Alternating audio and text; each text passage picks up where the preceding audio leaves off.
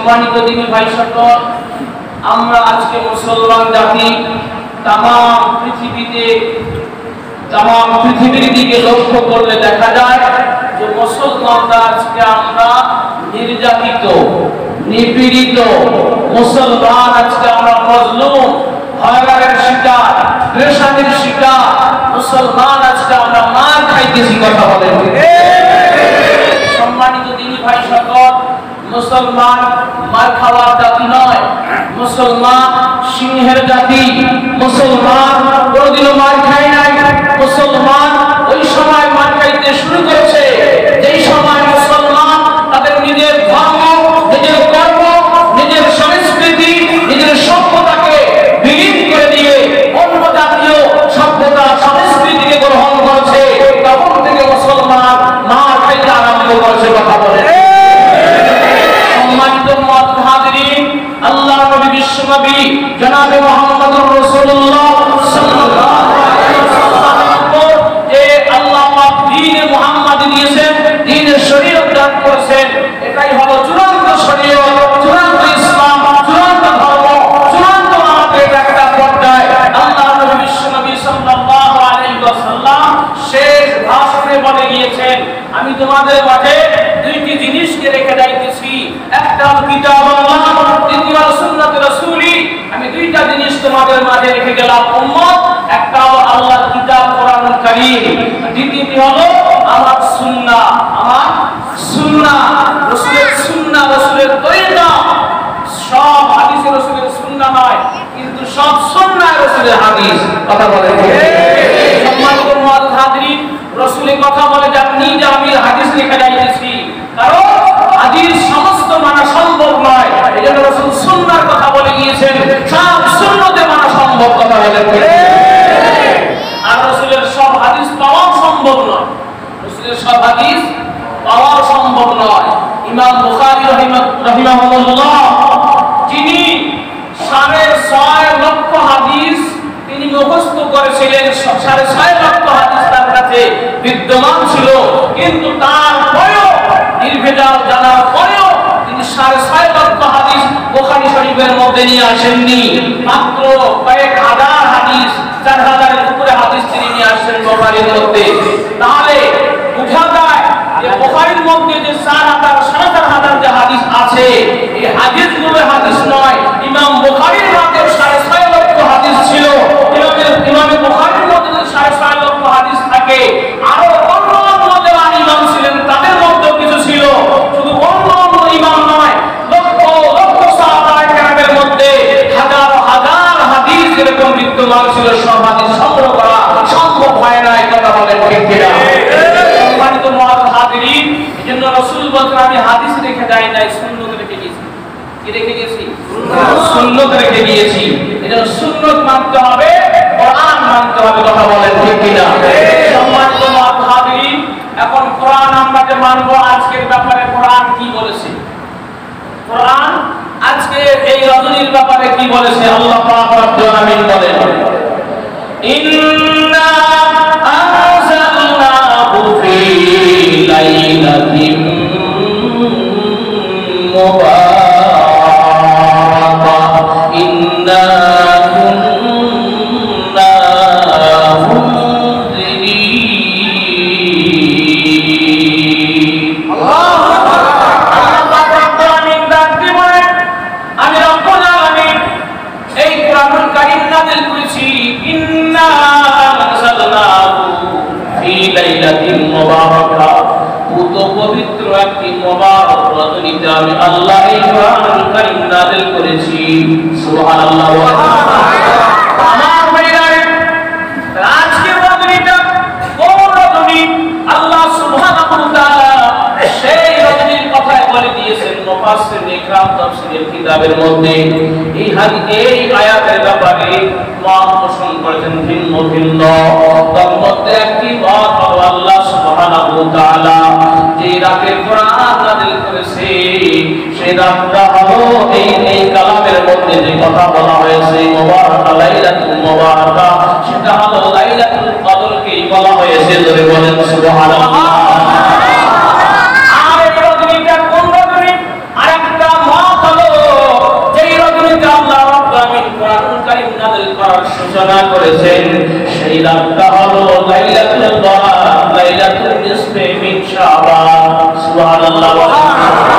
সম্মানিত দিনী ভাই সকল, তাহলে এই দুইটা রজনী আল্লাহ রাব্বুল আলামিন আমাদের মাঝে দিয়েছেন। একটা হলো লাইলাতুল বারাত, এটা লাইলাতুল নিসফে মিন শাবান। হাদিসের ভাষা কিন্তু লাইলাতুল নিসফে মিন শাবান।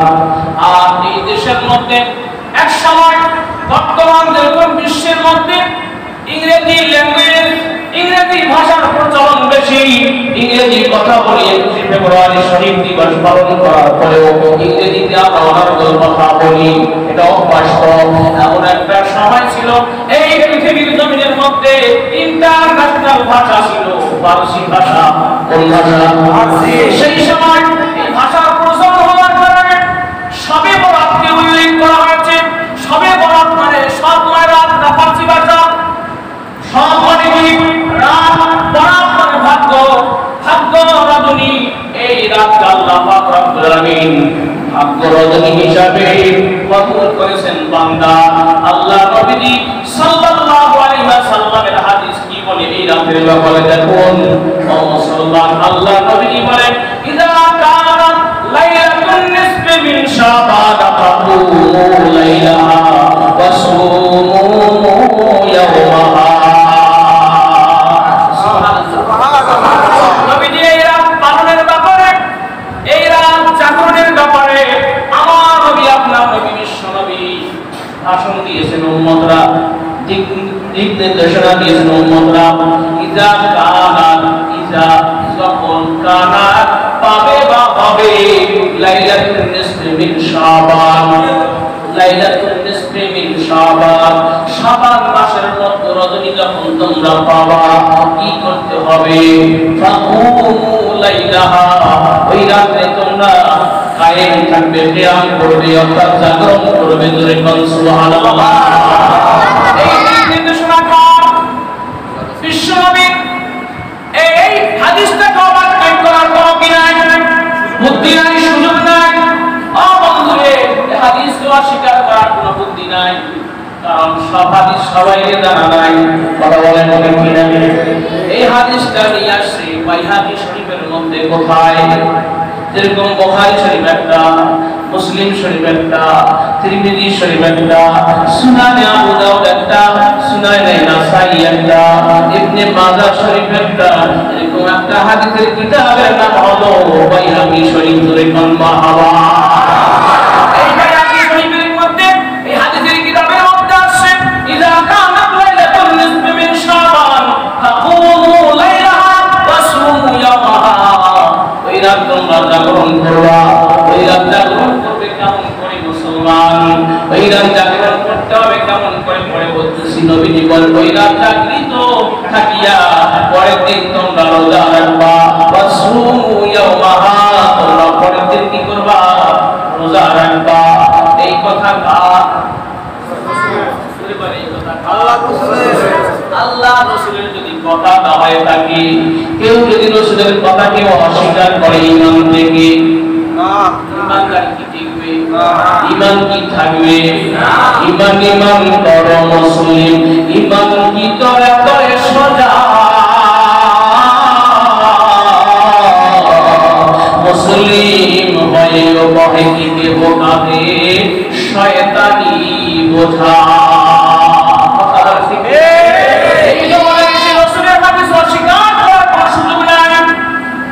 রাসূল বলেন রাত জাগো, দিন রোজা রাখো। বাইহাকি শরীফের হাদিস।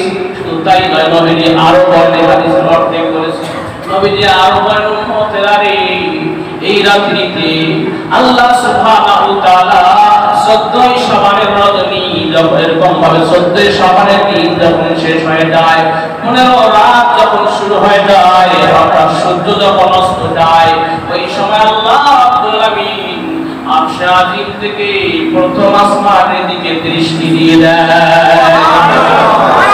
কোন কোন বর্ণনায় পাওয়া যায় আল্লাহ পাক আরশে আজিম থেকে এসে প্রথম আসমানের নামে প্রথম আসমানে অবতরণ করি আল্লাহ সুবহানাহু ওয়া তাআলা तमाम পৃথিবীর সমস্ত বান্দা বান্দীদের দিকে লক্ষ্য করে বলে আলা মিন মুস্তাগফিরিন সুবহানাল্লাহ। ও আমার বান্দা বান্দীরা, তোমরা কি কেউ আছো গুনাহগার? আমার কাছে চাও, আমি গুনাহ মাফ করব। সুবহানাল্লাহ। এই বন্ধু আমাদের আছি এখানে, এখানে কি আমরা সবাই নিষ্পাপ? না। আমাদের কি গুনাহ নাই? আছে। গুনাহ নাই? আছে। আছে নবী, কেমন কেমন গুনাহ আছে? আজকে রাত্রিতে এত এমন কিছু গুনাহগার ব্যক্তি আছে যাদের দোয়া আল্লাহ কবুল করবে না। নাউযুবিল্লাহ। এমন কিছু গুনাহগার আছে আল্লাহ নিজেই ঘোষণা করলেন, আসলে কেউ গুনাহগার, আমি গুনাহ ক্ষমা করে দিব। তবু আল্লাহ পাক রব্বুল আলামিন এই রাতে কিছু কিছু গুনাহগারের দোয়া কবুল করে না। এক নম্বর, যে মানুষটার দোয়া সে কবুল করা হবে না, আল্লাহর দরবারে পৌঁছবে না, এই মানুষটা নাম হলো মুশরিক, যে আল্লাহর সাথে শিরক করে। বাবা ধরে বলেন কি করে? শিরক করে। এই লাইলাতুল নিসফি মিন শাবানের রাজনীতি আল্লাহ সুবহানাহু ওয়া তাআলা ওই ব্যক্তির দোয়া কবুল করবে না যে শিরক করে। কারণ আল্লাহ পাক নিজে ঘোষণা করেন, বান্দারে ওয়া'বুদুল্লাহ ওয়া লা তুশরিকু বিল্লাহ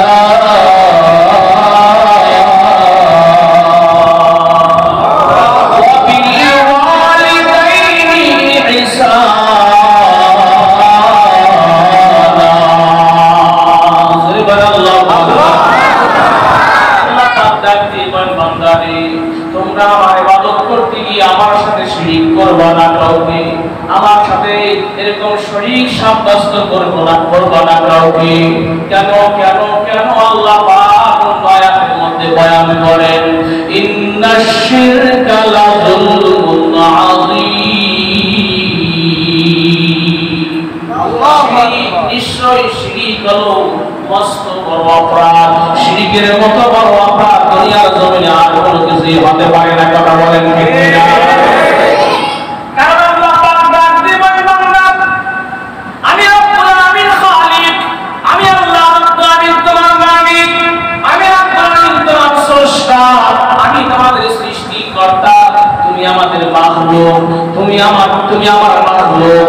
ও বান্দা রে, আমি রব্বুল আলামিন তোমাকে দুনিয়ার মধ্যে ভালো রাখার জন্য, সুস্থ রাখার জন্য, তোমাকে আমার বান্দা বানানোর জন্য যত না নিয়ামত দান করেছি, এগুলো কেউ সৃষ্টি করে নাই, সৃষ্টি করেছি আমি। সুবহানাল্লাহ। তুমি ও বান্দা, দুনিয়ার মধ্যে আসার পরে তুমি তোমার কোনো অস্তিত্ব ছিল না, তোমার কোনো অস্তিত্ব ছিল না। দুনিয়ার মধ্যে আসার পরে আমি রব্বুল আলামিনের নিয়ামতগুলো তোমরা ভক্ষণ করেছো, তোমরা আমি আমার নিয়ামতগুলো গ্রহণ করেছো। এক একটা করে নিয়ামতের তোমরা শুকরিয়া আদায় করো, এগুলো শেষ করা সম্ভব হবে না। আমার নিয়ামতগুলো গণনা করেও শেষ করা সম্ভব হবে না। ওয়া ইন তা'উদু নি'মাতাল্লাহি লা তুহসুহা।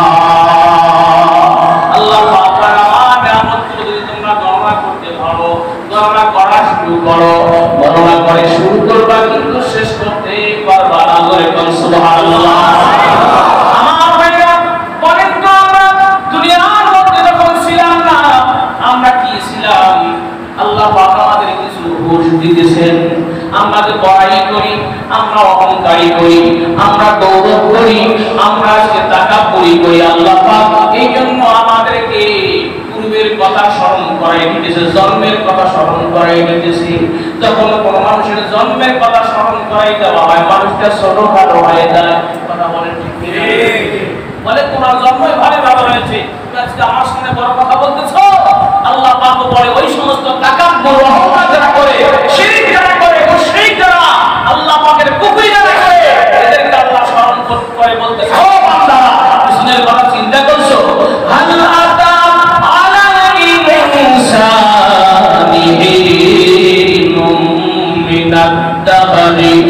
لم يكن شيئا مذكورا। হে মানুষ সকল, মুসলমানকে আল্লাহ বলেন না, ইনসানকে বলছেন। ইনসানের মধ্যে হিন্দু আছে না নাই? আছে। খ্রিস্টান আছে না নাই? বৌদ্ধ আছে না নাই? ডবল ভোট আছে না নাই? মোদি আছে না নাই? সবাই আছে, মুসলিম ওয়া মুসলিম সবাই আছে এর মধ্যে। ও বন্ধু, আল্লাহ পাক সকল মানুষকে ডাক দিয়ে বলছেন, ও পৃথিবীর মানুষরা, তোমরা সৃষ্টির পূর্বে কোন জিনিস ছিলে তোমরা কি জানো? তোমাদের তো কোনো উল্লেখযোগ্য বস্তুই তোমরা ছিলে না, তোমাদের তো অস্তিত্বই ছিল না। তোমরা কি ছিলে জানো না? তোমরা একটা নাপাক পানি ছিলে। এই নাপাক পানি তোমার বাবার পৃষ্ঠদেশের মধ্যে ছিলে, তোমার বাবার পেটের মধ্যে সংরক্ষিত ছিলে। তোমরা জানতে না তোমরা কি ছিলে। আমি রব্বুল আলামিন তোমার বাবা এবং মায়ের মিলনের মাধ্যমে তোমার বাবার পৃষ্ঠদেশ হতে মায়ের রেহেমের মধ্যে, মায়ের পেটের মধ্যে তোমার বাবার ওই এক ফোঁটা নাপাক পানিটা তোমার বাবা এবং মায়ের মিলনের মাধ্যমে মায়ের রেহেমের মধ্যে নিয়ে আসলাম। এই নাপাক ফোঁটা পানিটা সম্পূর্ণ দিয়ে তোমাকে সৃষ্টি করি নাই। এগুলোর কিছু অণু আছে, এক ফোঁটাকে ভাগ করে করে কোটি কোটি ভাগ করে একটা অণু দিয়ে আমি রব্বুল আলামিন তোমাকে তোমার মায়ের রেহেমের মধ্যে এমন এক জায়গায় পৌঁছাই দিয়ে দিলাম, এটাকে 40 দিন চিল্লা লাগাইয়া আমি রব্বুল আলামিন এটাকে রক্তে পরিণত করলাম। এই চিল্লা লাগাইয়া তোমার ওই নাপাক ফোঁটা পানিটাকে রক্ত বানাই দিয়ে দিলাম। 40 দিন রক্ত হয়ে গেল। রক্ত হওয়ার পরে আমি রব্বুল আলামিন শান্ত হইলাম না, আমি রব্বুল আলামিন অবাক হইলাম না। তোমার কারিগরি, তোমার বানানোর জন্য আমার কারিগরি কুদরতকে ব্যবহার করলাম। 40 দিন ধরিয়া আবার তোমার মায়ের পেটের মধ্যে আমি রব্বুল আলামিনের কুদরতকে ব্যবহার করিয়া করিয়া এই রক্তের টুকরা, ওই রক্তটাকে আমি আল্লাহ কি করলাম, গোশতের একটা টুকরা বানাই দিয়ে দিলাম।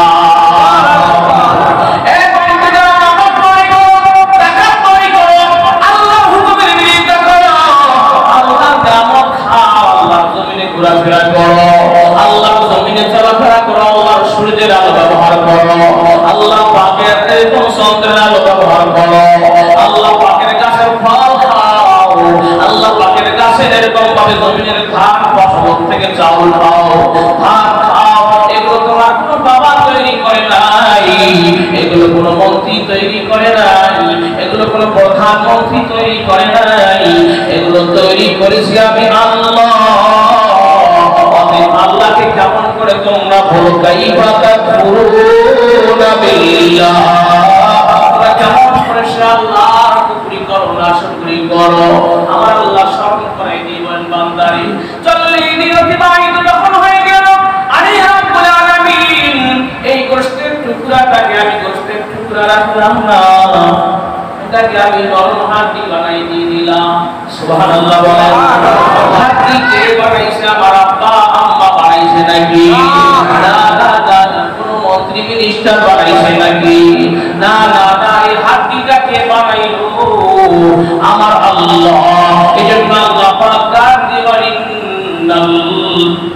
লাযীনা ক্বালু রাব্বুনা আল্লাহ, নিশ্চয়ই যারা বলে আমার রব আল্লাহ, তারা সুম্মা ইসতাকামু, এই কথার উপর অটল থাকে, এই কথার উপর অটল থাকে যে আল্লাহ আমার রব, আল্লাহ আমার সব, আল্লাহ আমার খালিক, আল্লাহ আমার মালিক। লা ইলাহা ইল্লাল্লাহ, লা খালিকা ইল্লাল্লাহ, লা মালিকা ইল্লাল্লাহ, লা রাযিকা ইল্লাল্লাহ, লা মাহবুবা ইল্লাল্লাহ, লা মা'শুকা ইল্লাল্লাহ, লা ইলাহা ইল্লাল্লাহ। সুম্মা ইসতাকামু তাতানাজ্জালু আলাইহিমুল মালাইকা, ওই বান্দার উপর তখন রহমতের ফেরেশতা নাযিল করা হয়। সুবহানাল্লাহ। এই বন্ধু বলে সৃষ্টিকর্তা কে? আল্লাহ। কেমন সৃষ্টি করেছেন, তোমার কারিগরি কেমন থাকে? এইবার এই হাড্ডিটা, বড় হাড্ডিটা মায়ের পেটের মধ্যে থাকলো যখন 40 দিন, আবার আল্লাহ কুদরতকে ব্যবহার করিয়া করিয়া আমার রব সৃষ্টিকর্তা আল্লাহ এই হাড্ডিটাকে হাড্ডি রাখলো না, এটার মধ্যে আবার কত সুন্দর করে পেঁচাইয়া পেঁচাইয়া হাড্ডিটাকে গোশত দিয়ে পরিণত করে দিয়ে দিলেন। সুবহানাল্লাহ। হাড্ডিটাকে গোশত দিয়ে ভরাই দিয়ে দিলেন, দেওয়ার পরে একটু বর্গাকার হয়ে গেল। আমার আল্লাহ পাক রব্বুল আলামিন এখন এটা খামিরের মতো করিয়া আবার 40 দিন কুদরতকে ব্যবহার করিয়া করিয়া আবার 40 দিনের মধ্যে আমার একটা মানব দেহের নকশা তৈরি করলো। যেরকম সুবহানাল্লাহ। কেমন নকশা তৈরি হয়ে গেল? আল্লাহ পাক নিজের কুদরতি হাত দ্বারা আমার মাথা কোথায় হবে, কেমন করে মাথা হবে, আমার মাথা ছোট হবে না বড় হবে, বানাই দিল আমার আল্লাহ তার কুদরতি হাত দ্বারা। বলিয়া বলিয়া সুবহানাল্লাহ। যেরকম ভাবে হাড়ি পাতিল হান্ডি পাতিল তৈরি করে খুব হাত দিয়ে মোলায়েম ভাবে, ওইরকম ভাবে আল্লাহ পাক রব্বুল আলামিন সুন্দর করিয়া তার কুদরতি হাত দ্বারা আমার মাথা তৈরি করে দিলেন মায়ের পেটের মধ্যে। যেরকম সুবহানাল্লাহ। ওই সময় আমরা রাজনীতিবিদ হই নাই, ওই সময় আমরা এরকম ভাবে জ্ঞানী হই নাই, ওই সময় ব্যবসায়ী হই নাই, ওই সময় চাকরিজীবী হই নাই, মন্ত্রী মিনিস্টার হই নাই। এ বন্ধু, মাথা তৈরি করে দিলেন আল্লাহ। মাথা তৈরি করে দিয়ে আল্লাহ নিজে তার কুদরতি চোখ দ্বারা দেখেন বান্দার মাথা তৈরি করলাম।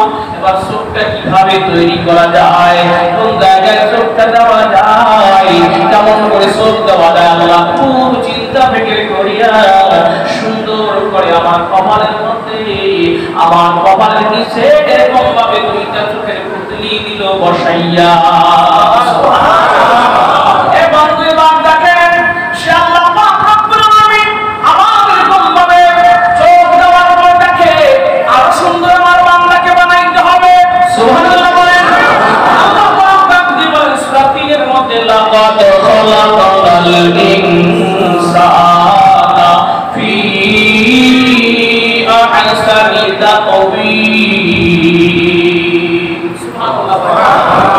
আমি পৃথিবীর মধ্যে যত মাখলুক সৃষ্টি করেছি, এই মাখলুক সৃষ্টি আমি এত সুন্দর করিনি যত সুন্দর করে আমার বান্দা মানবকে বানাইছে। যেরকম সুবহানাল্লাহ। মানুষের দৃশ্য মানুষের মতো কোনো আকার ইঙ্গিতি কোনো পশুর নাই, কোনো সৌন্দর্য কোনো পশুর মধ্যে আল্লাহ পাক দেন নাই। যত সুন্দর আল্লাহ পাক মানুষকে বানাই দিয়েছেন। যেরকম সুবহানাল্লাহ। আমার বন্ধুগণ, এবার আল্লাহ পাক রব্বুল আলামিন চোখের নিচে দুই চোখের মাঝখান দিয়ে সুন্দর করে দাড়ি টেনে দিয়ে দুই হাতের কুদরতি হাত ব্যবহার করিয়া আঙ্গুল দিয়ে মলিয়ে মলিয়ে আমার সুন্দর করে খাড়া দুটা দাঁত এরকম ভাবে বানাই দিলেন। যেরকম সুবহানাল্লাহ। এই নাককে বানাইছে কোন এমপি মন্ত্রী বানাইছে নাকি? জোরে বলেন, কোন বৈজ্ঞানিক বানাইছে নাকি? ও বাবা, এই নাককে বানাইলো আল্লাহ, বানাই দিয়ে দিল মায়ের গর্ভের মধ্যে। নাক বানানোর পরে আল্লাহ শান্ত থাকলেন না। আমার বান্দার নাক কি জন্য বানায় এটা কেউ জানে না, আমার আল্লাহ জানে। আমার বান্দা যে দুনিয়ায় আসবে, নাক দিয়ে আমার নিঃশ্বাস আমার অক্সিজেন ব্যবহার করবে, আমার নিয়ামত ব্যবহার করবে। এই জন্য সুন্দর করে নাকের দুইটা বাঁশির মতো এরকম ভাব তৈরি করে দিয়ে দিলেন। যেরকম সুবহানাল্লাহ। আমার বন্ধুগণ, কি জন্য দুইটা দাঁত দিয়ে দিলেন? এই জন্য দুইটা ভাব দিয়ে দিলেন। বান্দারে, যদি তোমার একটা নাক যদি হয়ে যায়, একটা ফুটা যদি বন্ধ হয়ে যায়, তোমার নিঃশ্বাস নেওয়া বন্ধ হবে না। আর একটা ফুটা দিয়ে ছিদ্র দিয়ে তুমি আমার নিয়ামত অক্সিজেন গ্রহণ করতে পারবে। যেরকম সুবহানাল্লাহ। অক্সিজেন গ্রহণ করতে পারবে। এই জন্য আমি রব্বুল আলামিন সুন্দর করিয়া মলিয়া মলিয়া দলিয়া দলিয়া তোমার নাক সিটিং করে দিয়ে দিলাম। নাক সিটিং করার পরে আমি আল্লাহ শান্ত থাকলাম না। বাতাস দিলে চলবে না, বাতাস দিলে বান্দা করতে আমি একটা পেট তৈরি করব, আদরি তৈরি করব, পেট তৈরি করব। এই পেট ভাইতে হবে, এই জন্য আল্লাহ পাক রব্বুল আলামিন মুখ সিটিং করে দিলেন। যেরকম সুবহানাল্লাহ। এই কারিগরের কথা শুনতে কি মন চায় কি চায় না? চায় না? একটু সময় আসলে লাগবে, ইনশাআল্লাহ সময় দিতে হবে। আমার ভাইরা, এরপর আল্লাহ পাক রব্বুল আলামিন সুন্দর করে মুখ বানাই দিয়ে দিলেন। মুখের মধ্যে আল্লাহ পাক গোলাপের পাপড়ির মতো দুইটা ঠোঁট বানাই দিলেন। সুবহানাল্লাহ। এ বন্ধু, এই ঠোঁট দিয়ে আল্লাহ বিরুদ্ধে কথা বলো, এই জিহ্বাখানা দিয়ে আল্লাহ বিরুদ্ধে কথা বলো, আল্লাহ তুমি স্লোগান বলো। এই জিহ্বাটা কে দিল? বলেন তো এবার কে দিল?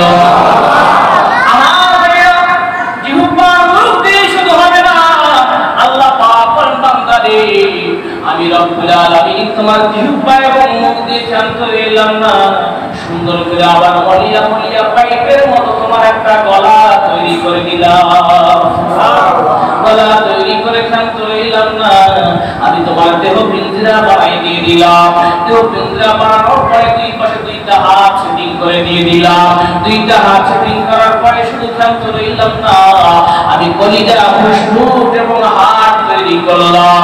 হাত সৃষ্টি করার পরে আমি শান্ত রইলাম না, মুখ থেকে নিয়ে নাক থেকে নিয়ে মাথা পর্যন্ত আমি রব্বুল আলামিন একটা লাইন তৈরি করলাম, পাইপলাইন তৈরি করে দিলাম তোমার পেট পর্যন্ত। ধরে কোন সুবহানাল্লাহ।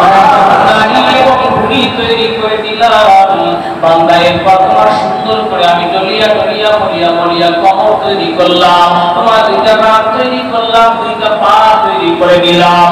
এরপর যখন পা তৈরি হয়ে গেল, পূর্ণ একটা বডি তৈরি হয়ে গেল তোমার, একটা মূর্তির মতো তৈরি হয়ে গেল তোমার। মূর্তি তৈরি করলেই হবে না, তোমার মায়ের পেটের মধ্যে দেহ নিয়ে তুমি 40 দিন অবস্থান করলা। তোমার মা তোমাকে গর্ভে নিয়ে বেড়াইতেছে ভাবে।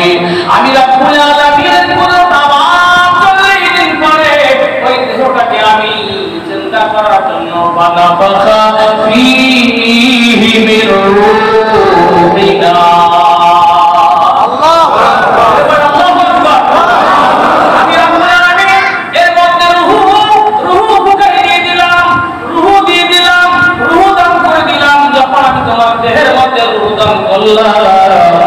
এই রূহ দান করার সাথে সাথে তোমার দেহ নড়াচড়া আরম্ভ করলো।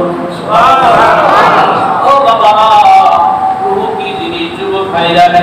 রূহ কি জিনিস ভালো করে একটু শোনেন। আজ পর্যন্ত কোন ডাক্তার, কোন বৈজ্ঞানিক, কোন দার্শনিক রূহ কি জিনিস ধরতে পারে নাই, দেখতে পারে নাই। সুবহানাল্লাহ। রূহ কি জিনিস জানে কে? আল্লাহ। ইন্নাল্লাযীনা রব্বুনা আল্লাহ। এই জন্যই বলতে হবে আমার রব আল্লাহ। আল্লাহু আকবার বলে। আমার সব আল্লাহ, আমার খালিক আল্লাহ, আমার মালিক আল্লাহ। এবার আমার ভাইরা, আল্লাহ পাক রূহ দান করলেন। রূহ কি জিনিস? আমার নবীকে আল্লাহ পাক যখন নবুয়ত দান করলেন, নবীজি দ্বীনের দাওয়াত দিয়ে বেড়াইতেছেন। ওয়া দাঈয়ান ইলাল্লাহি বিইذনিহি ওয়া সিরাজাম মুনীরা। নবীকে সিরাজাম মুনীরা বলা হয়েছে। নবীজি চন্দ্রের ন্যায় আলো উজ্জ্বল, নবী সূর্যের ন্যায় আলো উজ্জ্বল। তিনি সিরাজ নিয়ে দুনিয়ার মধ্যে আসছে, দিনের বাতি নিয়ে। দেখুন সুবহানাল্লাহ। ইসলামের আলো জ্বালাইয়া দিয়া নবী শুয়ে আছেন সোনার মদিনা। ইসলামের আলো জ্বালাইয়া দিয়া নবী শুয়ে আছেন সোনার মদিনা। দেখিলাম জঙ্গল, দেখিলাম নবীর কমা, নামটি ছাড়া কিছুই পাইলাম না। ইসলামের আলো জ্বালাইয়া দিয়া নবী শুয়ে আছেন সোনার মদিনা। ইসলামের আলো জ্বালাইয়া দিয়া নবী শুয়ে আছেন সোনার মদিনা। আসমান দেখিলাম, জমিন দেখিলাম, নবী তোমার নামটি ছাড়া কিছুই পাইলাম না।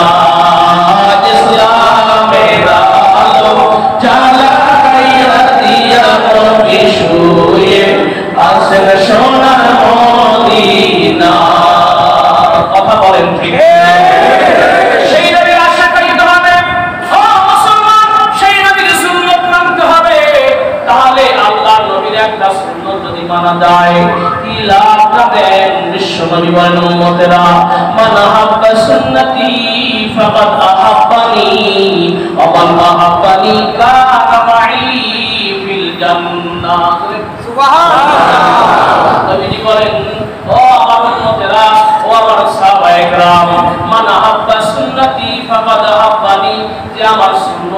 মহব্বত করে ভালোবাসে, সেজন্য আমি নবীকেই ভালোবাসি। সুবহানাল্লাহ। আর যে আমি নবীকে ভালোবাসি সে আমার সঙ্গে এরকম জান্নাতে থাকবে। সুবহানাল্লাহ। নবী এরকম দুইটা গুরুচা করে দেখাই দিয়েছেন। দুইটা আঙ্গুলের দূরত্ব কত দূর পর্যন্ত? 5 ফিট। সুলেমান দুইটা আঙ্গুলের দূরত্ব 5 ফিট। একদিন না আবার নবী ডাক দিবেন, উম্মতেরা যদি আমার সুন্নতকে মানতে পারো তুমি আর আমি এইরকম পাশাপাশি জান্নাতে একসাথে থাকবো। আমাদের সাথে জান্নাতে থাকতে চাই কি চাই না? তারা চাই। আল্লাহকে দেখাই নবীর সাথে জান্নাতে থাকতে চাই। নবীর সুন্নাত মানা দরকার আছে না নাই?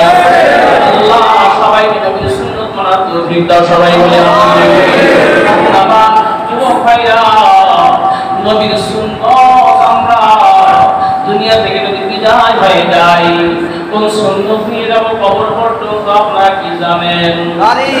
এমন একটা সুন্নাত আছে এই সুন্নাতটা নিয়ে আমরা কবর পর্যন্ত যাইতে পারবো। এই সুন্নাত যদি কবর পর্যন্ত নিয়ে যাইতে পারি একটা সুন্নাত, তাহলে আরো নবী বলেছেন 100 গলা কাটা শহীদের সওয়াব তাকে দেওয়া হবে। সুবহানাল্লাহ। 100 গলা কাটা 100 সওয়াব। এই বন্ধু কত 2 দিন ধরে যুদ্ধ চলছে মুসলমানদের সাথে 17 জন শহীদ হয়েছে। এরকম 100টা শহীদের সওয়াব। কয় শত? 100 শহীদের সওয়াব আল্লাহ পাক দান করবেন। আর শহীদ যারা হবেন ওদের হিসাব হবে না, ওদের হিসাব দেওয়া হবে না। ওদেরকে ওই অবস্থায় কাফন এবং দাফন করা হবে। শহীদরা হাসরের ময়দানে রক্ত নিয়ে ওই ময়লা কাপড় রক্তওয়ালা কাপড় নিয়ে আল্লাহর দরবারে হাসরের ময়দানে উঠবে। লোকে জিজ্ঞাসা করবে ব্যাপারটা কি? হাসরের ময়দানে জিজ্ঞাসা করা হবে ব্যাপারটা কি?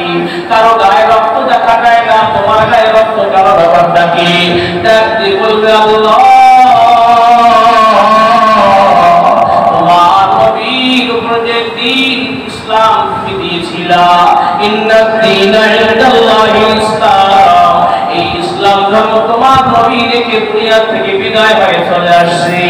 আর এই দ্বীনকে বিদায় করে দেওয়ার জন্য কাফের মুশরিকরা নজর পেতে মুসলমান উৎখাতের জন্য চেষ্টা চালিয়েছে। আমরা তার প্রতিবাদে লিপ্ত হয়েছিলাম।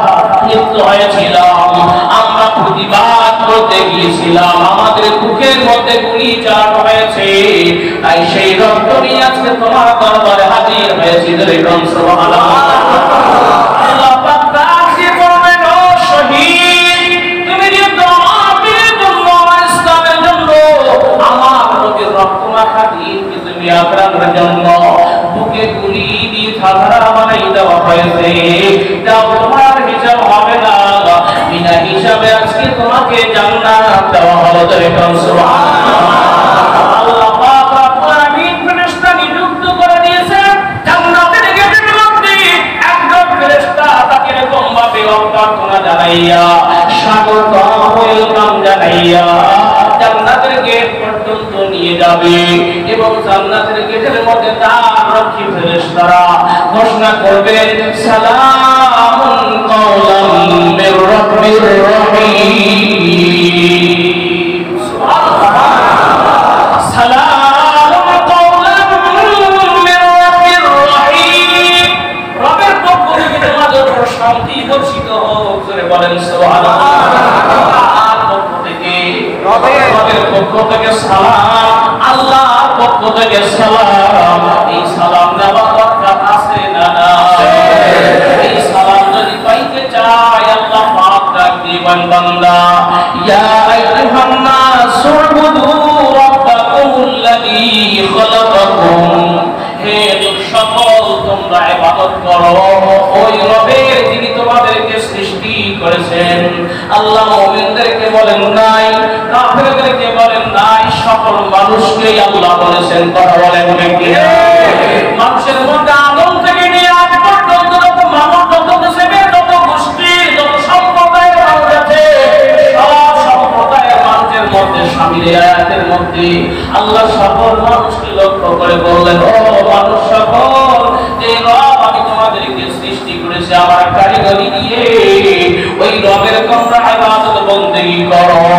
আজকে সেই রবের ইবাদত বন্দেগী না করিয়া আমরা ইবাদত বন্দেগী করতেছি, পূজা করতেছি, আমরা মাজারে গিয়ে সেজদা দিতেছি, আমরা মূর্তি তৈরি করতেছি, মূর্তি ব্যবসা করতেছি, মূর্তি বিক্রি করতেছি। কথা বলেন ঠিক? আমার বন্ধুগণ, আল্লাহ পাক আপনি বলবেন না তোমার মায়ের পেটের মধ্যে আমি আল্লাহ দেহটা বানাই দিয়ে দিলাম। দেহ বানাইলেই শুধু হবে না, দেহ মূর্তি বানাইলেই শুধু হবে না, এটাকে জিন্দা করতে হবে। জিন্দা করা কার কাজ? আল্লাহ। যদি বলেন জিন্দা করা কার কাজ? আল্লাহ। মৃত্যু দেওয়া কার কাজ? আল্লাহ পাক আপনি বলেন আল্লাযী খালাকাল মাউতা ওয়াল হায়াত লিয়াবলুয়াকুম আইয়ুকুম আহসানু আমালা ওয়া হুয়াল আজিজুল গফুর।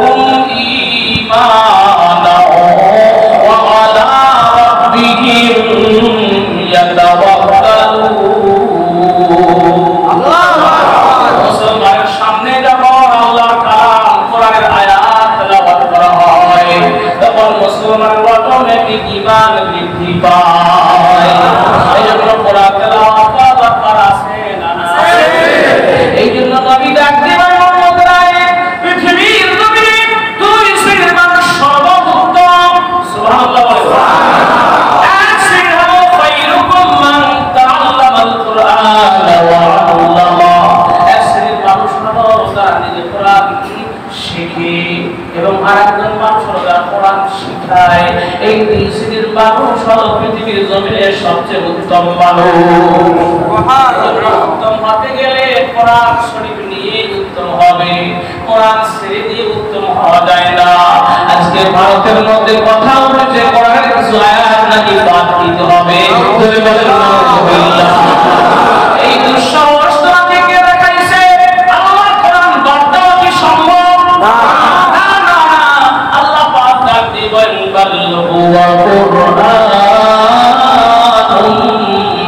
مجيد في لوح محفوظ।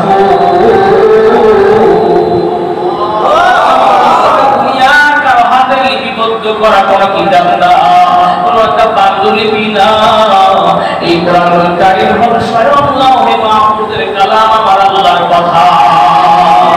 আল্লাহ পাক ডাক দিয়ে বলে এই কোরআনকে আমি আল্লাহ নাযিল করেছি। ইন্না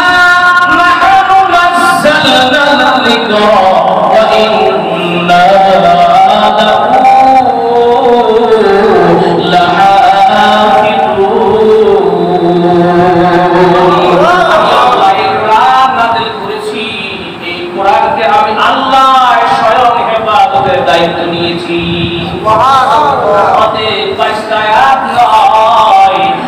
একটা জবরদস্ত দূরের কথা, একটা লোকটা কমানোর কারো ক্ষমতা নাই। যদি কেউ কোরআনের মধ্যে হাত দেয়, যদি কেউ কোরআনের মধ্যে হাত দিয়ে দেয়, ওই হাত আর হাত থাকবে না। কথা বলেন ঠিক? এই হাতের মালিক হাত ধ্বংস করে দিয়ে দিবে। যে মাথা দিয়ে চিন্তা করে এই মাথার মাথা থাকবে না, ওই মাথা পুরো খারাপ হয়ে গিয়ে পাগল বানিয়ে দিয়ে দিবে। কথা বলেন ঠিক? ব্রেনকে দিয়েছে আল্লাহ, বানকে দিয়েছে। অনেক ধনী মানুষ বলে মনে হয় খাওয়াইলে ব্রেন বাড়ে। না না না, খাওয়াইলে ব্রেন বাড়ে। কিছু মানুষ ভিক্ষুক আছে, ভিক্ষা করে বাচ্চাকে লেখাপড়া করাইতেছে। ভিক্ষুকের বাচ্চার যে ব্রেন, বড় লোকের বাচ্চা সবার ঠিক না? এত প্রাইভেট দেয় না, কুর্সিও নাই, ভিক্ষা করে পড়ায়, সওয়াল করে পড়ায়, টাকা পয়সা নাই, খাওয়া দাওয়া তেমন একটা নাই। পান্তার পানি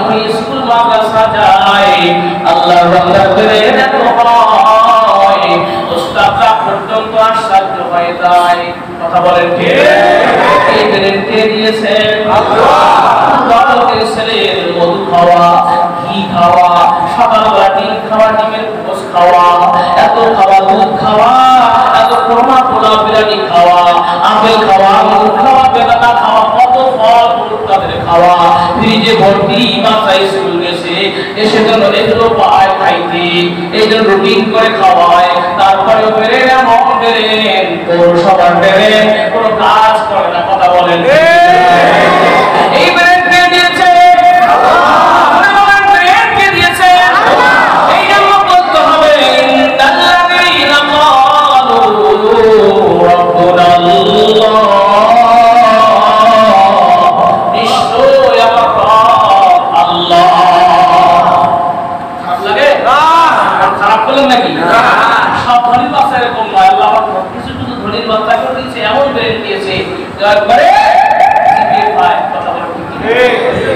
আমার বন্ধুগণ, অতএব খাওয়াই নেবেন পারে না বেরেন আল্লাহ। আমার ভাইরারে এরপর আসুন এবার দেখি আল্লাহ পাক রব্বুল আলামিন কোন বান্দারে আমি দেহ পিঞ্জরা বানাই দিয়ে দিলাম। এই দেহ পিঞ্জরা বানাইলে পরে মূর্তি যদি বানানো হয়, মূর্তি বানাই শুধু খালি থাকা যাবে না। মূর্তি যদি বানানো হয় মূর্তির মধ্যে রূহ দিতে হবে। রূহ দিতে না পারলে সে খোদা হতে পারে না, রব হতে পারে না। ওই মানুষটা আল্লাহর বান্দা, ওই মানুষটা কখনো মূর্তি যে বানাইছে হাসরের ময়দানে ওকে জিজ্ঞাসা করা হবে, তুমি যে মূর্তি বানাইছো, তুমি যে মূর্তি বিক্রি করেছো, তুমি যে মূর্তির পূজা করেছো, কি জন্য করেছো?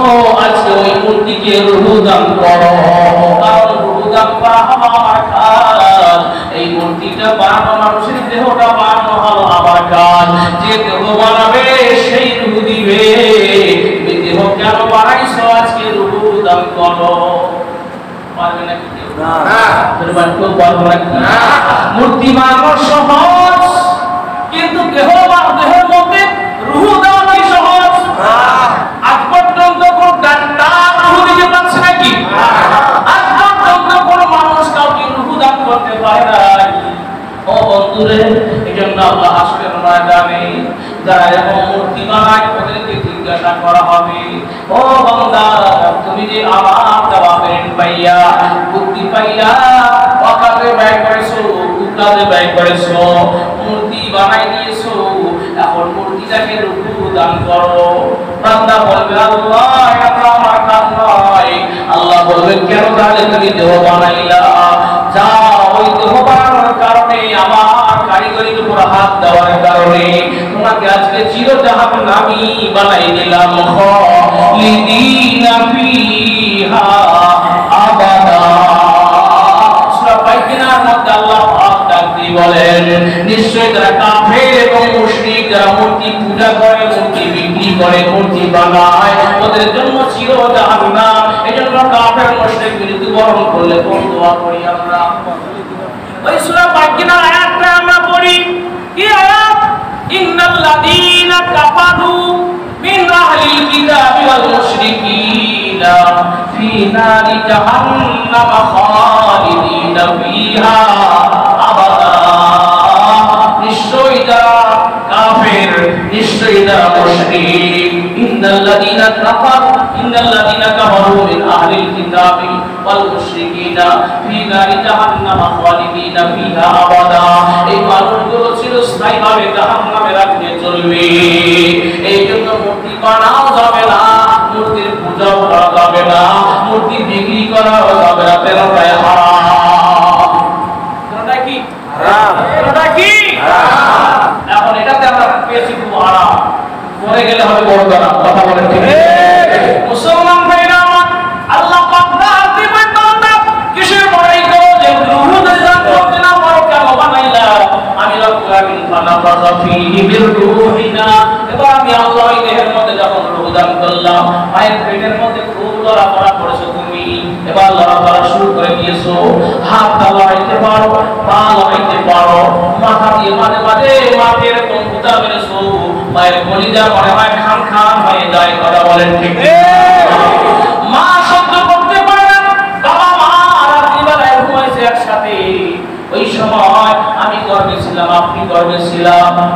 ও বন্ধুরে, ওই মা এবং বাবা যখন ঘুমায় গিয়েছে, রাত্রি গভীর হয়ে গেছে, ওই সময় মা একটি শব্দ শুধু মা কতদের মজার ডাক, মা কথাটি ছোট্ট অতি কিন্তু যেন ভাই ইতিহাসে নামতে মতো ত্রিভুবনে নাই। কথা বলেন এই মা ঘুমাইতে পারে নাই। আমি হঠাৎ করে প্যান করেছিলাম মায়ের পেটের মধ্যে, মা বিছানা ছেড়ে দিয়ে বিছানার কিনারে গিয়ে ওয়ালের মধ্যে মা নাক থেকে ঘুমাইছে। কথা বলেন ঠিক কিনা? গভীর রাত্রিতে বাবার পেশাবের চাপ আসছে, উঠে দেখে আমার বিছানার মধ্যে স্ত্রী নাই। ওই সময় বাবা আমার হাতে ঘুরেছিল, দেখে আমার মা নাই, আমার মা বিছানার কিনারায় বসে বসে ঘুমায় ওয়ালের মধ্যে টেক লাগাইয়া। ওই সময় ডাক দিয়ে বলে, ব্যাপারটা কি স্ত্রী? ও বিটিরে, তোমার সাথে তো ঝগড়া হয় নাই, তোমার সাথে কোনো কাজিয়া হয় নাই, তুমি কেন বিছানা থেকে আলাদা হইয়া একা একা ওখানে ওয়ালের মধ্যে টেক লাগাইয়া ঘুমাইতেছো? মা ডাক দিয়ে বলেছিল, স্বামী গো, ও স্বামী, আমার কলিজার টুকরা সন্তান পেটের মধ্যে লড়াচড়া করে, শুয়ে থাকতে পারি না ভেড়া ভয়ে, এই জন্য বসি বসি আমি একটু ঘুমাই। আল্লাহু আকবার। আমার বন্ধুরা, মা এই কথা বলে দিয়েছিল। সেই মা আজকে দুনিয়ার মধ্যে অনেকের দুনিয়া ছেড়ে চলে গিয়ে অন্ধকার কবরে। ও যুবক বন্ধুরে, মা এবং বাবার খেদমতের কথা আল্লাহ পাক বলে দিয়েছেন। ও বান্দা, শুধু আমার ইবাদত করলেই হবে না, আমি রবের ইবাদত করলেই হবে না। এই ফ্যাক্টরি থেকে, এই কারখানা থেকে তোমাকে আমি আল্লাহ সৃষ্টি করে বের করে দিলাম দুনিয়ার জমিনে, জানো শিলা করে তুমি এমপি মন্ত্রী হইলা, শিক্ষিত হইলা, পণ্ডিত হইলা, ব্যবসায়ী হইলা, কৃষক হইলা, অফিসার হইলা, সেই মাকে তোমাদের সম্মান শ্রদ্ধা করতে হবে। কথা বলেন ঠিক কিনা? এজন্য আল্লাহ পাক ডাক দিয়ে বলেন, বান্দারে, ওয়া'বুদুল্লাহ ওয়া লা তুশরিকু বিল্লাহ ওয়া বিল ওয়ালিদাইনি ইহসানা।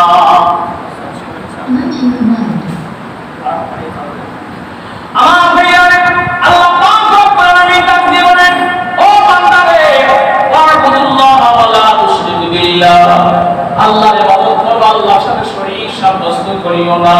ওয়া বিল ওয়ালিদাইনি ইহসানা, তোমার মায়ের সাথে তোমাকে ইহসানজনক ব্যবহার করতে হবে, ভালো ব্যবহার করতে হবে। তোমার বাবার সাথে তোমাকে ভালো ব্যবহার করতে হবে, নইলে তোমার ইবাদত আমার দরবারে কবুল হবে না। আমার বন্ধুগণ, এতক্ষণ যে আলোচনা করলাম, এই কথাটুকু বলার জন্য আমি এতগুলো কথা বললাম। আল্লাহ বান্দারা আল্লাহর ইবাদত বন্দেগী যদি আমরা আল্লাহর দরবারে কবুল করাইতে চাই, মা বাবার খেদমত ছাড়া, মা বাবাকে রাজি খুশি করা ছাড়া, মা বাবার ইহসান করা ছাড়া আল্লাহর দরবারে নামাজ, রোজা, হজ, যাকাত, দান, খয়রাত, তাসবিহ, তালিম একটাও আল্লাহর দরবারে বলবে না। কথা বলেন ঠিক কি না? এমনকি মওতের সময় পর্যন্ত কালেমা নসিব হবে না। যদিও সে সাহাবী হয়, তবুও কালেমা পড়তে পারবে না, কারণ মা বাবার সন্তুষ্টিতে আবার আল্লাহর সন্তুষ্টি। কথা বলেন ঠিক কি না? এই জন্য আমার নবী ডাক দিবেন, উম্মত, ও উম্মতেরা, হুমা জান্নাতুকা ওয়া হুমা তাআতুকা, তারা দুজনেই তোমার জান্নাতের কারণ, তারা দুজনেই তোমার জাহান্নামের কারণ। এজন্য মা বাবার খেদমত করা দরকার আছে না নাই? আছে। জোরে বলেন, আছে না নাই? আছে। আমাদের কি খারাপ লাগতেছে? খারাপ লাগতেছে ভাই? খারাপ মনে করুন না, খুব কঠিন একটা কথা বলতেছি। আল্লাহর নবীর সাহাবী একজন, যার নাম হলো আলকামা রাদিয়াল্লাহু তাআলা আনহু। কি নাম? আলকামা রাদিয়াল্লাহু তাআলা আনহু। এই সাহাবী মৃত্যুর সজ্জায় পৌঁছে গিয়েছিলেন, মৃত্যুর সজ্জায় পৌঁছে গিয়েছিলেন আলকামা রাদিয়াল্লাহু তাআলা আনহু। তিনি এরকম ভাবে মৃত্যুর সময় মুখ দিয়ে কালেমা বের করতে পারতেছেন না, জবান বন্ধ হয়ে গিয়েছে। আল্লাহর নবীর সাহাবী স্ত্রী তার কালেমা তালকিন দিতেছে, কিন্তু স্বামী কালেমা তালকিন দেওয়ার পরে কালেমা পড়তে পারতেছেন না। এবার আল্লাহর নবীর সাহাবী স্ত্রী আল্লাহর স্ত্রী হায়রান হয়ে গিয়েছে, পরেশান হয়ে গিয়েছে। কি করবে, কোনো উপায় নাই, পথ নাই, স্বামীকে কি করে বাঁচানো যায়? সে আল্লাহর নবীর সাহাবী যদি কালেমা বিহীন মারা যায় তাহলে জাহান্নামের মধ্যে যাইতে হবে। আল্লাহর নবীর হাদিস, মান ক্বালা লা ইলাহা ইল্লাল্লাহ ফাদাখালাল জান্নাহ। যদি কোন আল্লাহর বান্দা বান্দি শেষ কথা লা ইলাহা ইল্লাল্লাহ, সবাই লা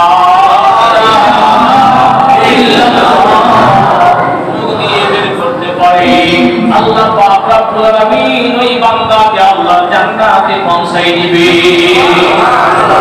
আল্লাহ জান্নাতে পৌঁছাই দিবেন। যদি কোন আল্লাহর বান্দা শেষ কথা লা ইলাহা ইল্লাল্লাহ বলতে পারে।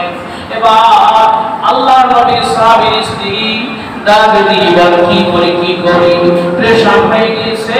এবার বুদ্ধি করে আল্লাহর বান্দী নবীর দরবারে গিয়ে নবীকে খবর দিয়েছেন, ও নবী, আমার স্বামী আপনার সাহাবী तमाम जिंदगी আপনার সাথে কাটাই দিয়েছে, সে এখন মৃত্যুর বিছানায়।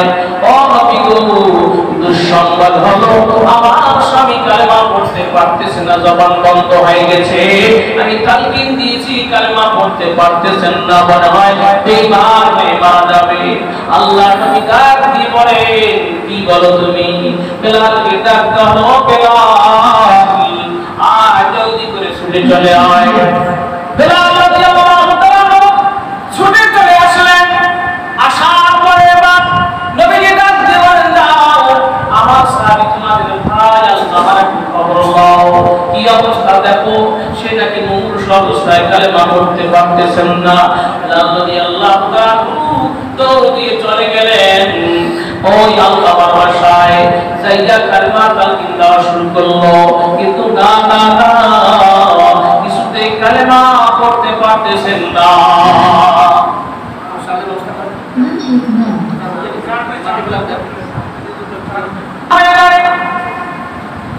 এবার নবীজির সাহাবী বেলাল হয়রান হয়ে গিয়েছেন, তিনিও কালেমা তালকিন দিতে দিতে হয়রান হয়ে গিয়েছেন, কিন্তু জবান খুলে না, মুখ বন্ধ। আল্লাহ নবীর সাহাবীর মুখ বন্ধ, জবান খুলতেছে না। এবার আল্লাহ নবীর সাহাবী যখন মুখ বন্ধ, বেলাল চিন্তা করলেন, মনে হয় কালেমা বিহীন আমার ভাই মারা যাবে। আবার দৌড় দিয়ে নবীকে সংবাদ দিয়ে দিলেন, নবী গো, আমার ভাই আমার সাহাবী সে তো কালেমা পড়তেই পারতেছেন না। নবীজি ডাক দিয়ে বলে, বেলাল যাও আবার বয়োবৃদ্ধ বয়স্ক সাহাবী মুরব্বী সাহাবী আবু বকরকে ডাক দাও। তাকে আবু বকরকে আবু বকর সিদ্দিক রাদিয়াল্লাহু তাআলা তিনি হলেন আমার নবীর শ্বশুর। সুবহানাল্লাহ, তার শ্বশুর, জোরে বলেন তার শ্বশুর, নবীর শ্বশুর আবু বকর সিদ্দিক রাদিয়াল্লাহু তাআলা। সুবহানাল্লাহ। এর বন্ধু নবীর শ্বশুর আয়েশা সিদ্দিকা রাদিয়াল্লাহু তাআলা আব্বা, জোরে বলেন সুবহানাল্লাহ। আয়েশা রাদিয়াল্লাহু তাআলা কামি আবু বকর সিদ্দিক রাদিয়াল্লাহু তাআলা মেয়ে, সেই আয়েশা সিদ্দিকা রাদিয়াল্লাহু তাআলা আব্বা জান আবু বকর সিদ্দিক রাদিয়াল্লাহু তাআলা কে ডাক দেওয়া হলো। আবু বকর হাজির হয়ে গেলেন। এরপর আবু বকর সিদ্দিক রাদিয়াল্লাহু তাআলা হাজির হওয়ার পরে নবীজি ডাক দিয়ে বলেন, ও বেলাল, আরো সাহাবী আছে, আরো একজন আমার জামাই আছে, জিন্নুরাইন, দুই নূরওয়ালা। নবীর একজন জামাই, তার নাম উসমান গনি। সুবহানাল্লাহ। উসমান গনি নবীজি দুই মেয়েকে বিবাহ করেছিলেন। একজন মেয়ে মারা গিয়েছেন, তারপর আরেকজনকে বিবাহ করেছেন। শালীকে বিবাহ করা জায়েজ না নাজায়েজ? বউ থাকাকালীন নাকি? বউ থাকাকালীন শালীকে দেওয়া চলবে নাকি? না না না, স্ত্রী যদি মারা যায় স্ত্রীর জনকে বিবাহ করা বৈধ। যদি ঈমান থাকে গরীবকে বিয়া দিবেন, কোনো সমস্যা নাই। গরিবকে মেয়ে দিবেন, তাকওয়াওয়ালা পরহেজগারী ছেলেকে দেখে বিবাহ দিবেন, ইনশাআল্লাহ সুখের সংসার করে খাইতে পারবে। কথা বলেন ঠিক কিনা? আর ভণ্ড লোক ও চাকরিজীবী দেখে দিয়েছেন, কিন্তু চরিত্র খারাপ, ঈমান নাই, মদ পান করে, বিভিন্ন টেকনের জন্য বিভিন্ন জায়গায় সুন্দরী মেয়েকে ম্যানেজ করে। এরকম আছে না নাই? এরকম ছেলেকে কখনো মেয়ে দেওয়া যাবে না। আমার বন্ধুগণ, নবীর একজন জামাই, তার নাম হলো আলী রাদিয়াল্লাহু তাআলা আনহু। এবার আলী রাদিয়াল্লাহু তাআলা আনহুকে ডাক দেওয়া হলো, হাজির হয়ে গেলেন। এবার বেলালকে ডাক দেওয়া হলো, বেলাল, আর একজন আমার সাহাবী আছে আমার উম্মতের মধ্যে সবচেয়ে হায়াত বেশি পেয়েছিল, তার নাম হলো সালমান ফারসি রাদিয়াল্লাহু তাআলা আনহু। সুবহানাল্লাহ। এই সালমান ফারসি রাদিয়াল্লাহু তাআলা আনহু নবীর উম্মতের মধ্যে কিয়ামত পর্যন্ত আনেওয়ালা যতগুলো উম্মত আসবে সবচেয়ে বেশি হায়াত পেয়েছিলেন, তার নাম হলো সালমান ফারসি। 350 বছর হায়াত পেয়েছিলেন। কয় শত? কয় শত? আমরা বাঁচি কয় শত? 50-60 বছর। এখন তাও সম্ভব না, যুবকরা বেশি মরে। কথা বলেন ঠিক কিনা? কারণটা কি? যুবকরা বেশি মরার কারণটা কি? যুবক এখন গুনাহের সাগরে ডুব দিয়েছে। কথা বলেন ঠিক কিনা?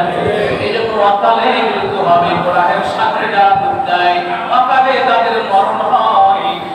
এই জন্য যুবকরা গুনাহের সাগরে ডুব দিবেন না। ওই সাগর থেকে লাফ দিয়ে উঠে সব গুনাহগুলো ধুয়ে মুছে পরিষ্কার করে ফেলাম। পরিষ্কার করে ফেলাই আল্লাহ তাআলায় তওবা করেন। নেক আমল করলে আল্লাহ হায়াত দারাজ করে দিবেন। তোরে কোন সুবহানাল্লাহ। এজন্য ভালো আমল করবেন, ভালো হায়াত পাবেন, হায়াতের ইবাদত পাবেন।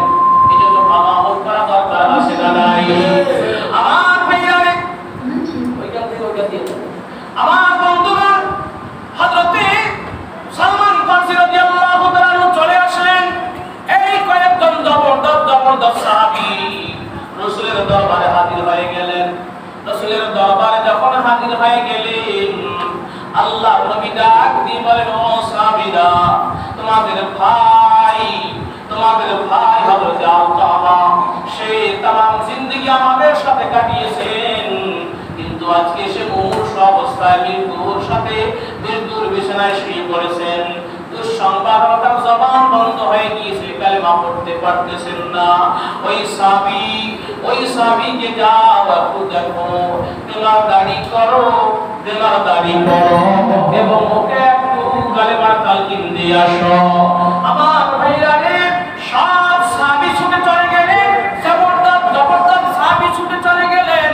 যাইয়া এবার আল্লাহ নবী সাল্লাল্লাহু আলাইহি ওয়াসাল্লামের ওই সাহাবী আলকামাকে কালেমা তালকিন দেওয়া শুরু করলেন। 1 নম্বরে কালেমা তালকিন দেওয়া শুরু করলেন। বয়োবৃদ্ধ সাহাবী, মুরব্বী সাহাবী, রাসূলের শ্বশুর আব্বা আবু বকর সিদ্দিক রাদিয়াল্লাহু তাআলা আনহু। সুবহানাল্লাহ।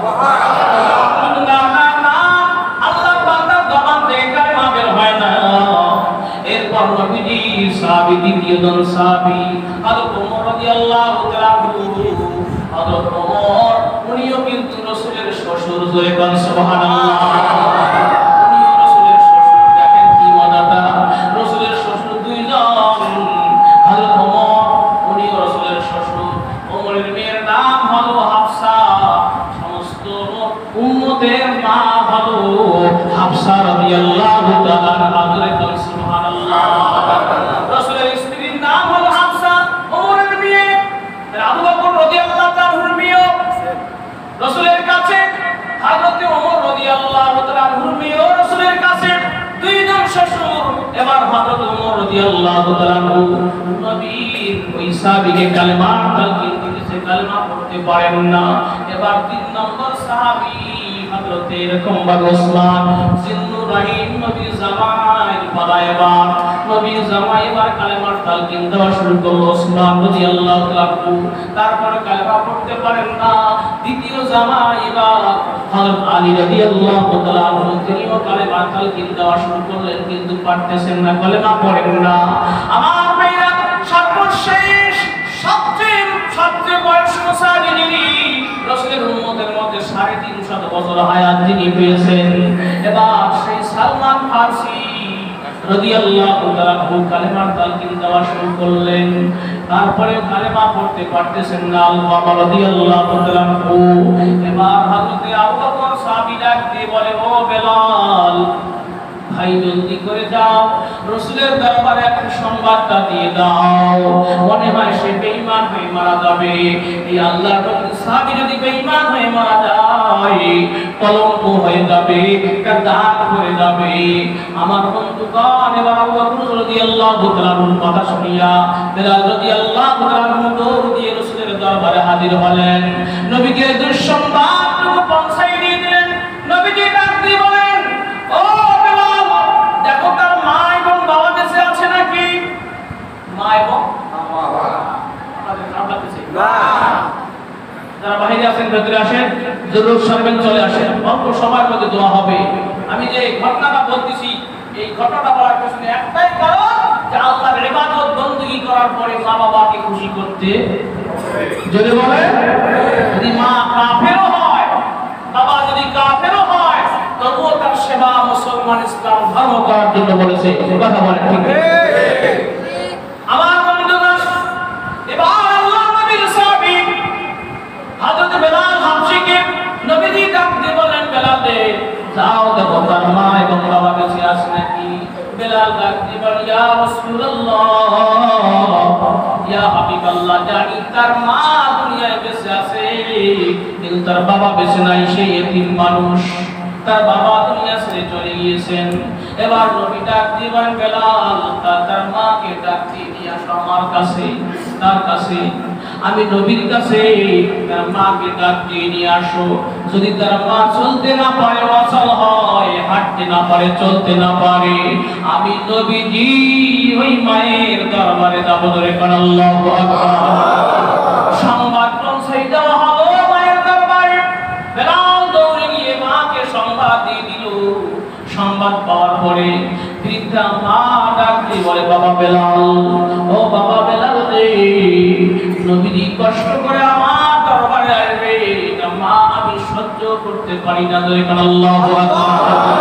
কারণ নবীজি কষ্ট করবে, নবীজিকে কষ্ট দেওয়া কোনো মুসলমানের জন্য বৈধতা নয়, মুসলমানদের জন্য এটা হারাম। এজন্য আমি মা নবীর দরবারে লাঠির উপর ভর দিয়ে হলেও আস্তে আস্তে পৌঁছবো। ধরে কান সুবহানাল্লাহ। নবীকে ভালোবাসার নাম কি? ঈমান। নবীকে ভালোবাসার নাম ঈমান। নবীকে ভালোবাসার নাম ঈমান। এই জন্য মুসলমান যখন কোনো বেঈমান কাফের মুশরিক মুরতাদরা নবীর বিরুদ্ধে স্লোগান তোলে, নবীকে অকথ্য ভাষায় গালি দিয়ে দেয়, নবীর ব্যঙ্গচিত্র অঙ্কন করে, মুসলমান যাদের মধ্যে বিন্দু মাত্র ঈমান আছে বরদাস্ত করতে পারে না। এর নাম হলো ঈমানি চেতনা। এর নাম কি? ঈমানি চেতনা। ঈমানি চেতনা। এই বিন্দু মাত্র ঈমান যদি কারোর মধ্যে থাকে, আল্লাহ পাক রব্বুল আলামিন এই বান্দা বান্দীকে এই যে দুনিয়া আছে 10টা দুনিয়ার সমপরিমাণ জান্নাত আল্লাহ পাক দান করবে। ও মুসলমান, এই রকম ঈমানদার ব্যক্তি যদি দুনিয়ার মধ্যে বেঁচে থাকেন, অতক্ষণ পর্যন্ত কিয়ামত কায়েম হবে না। ধরে কান সুবহানাল্লাহ।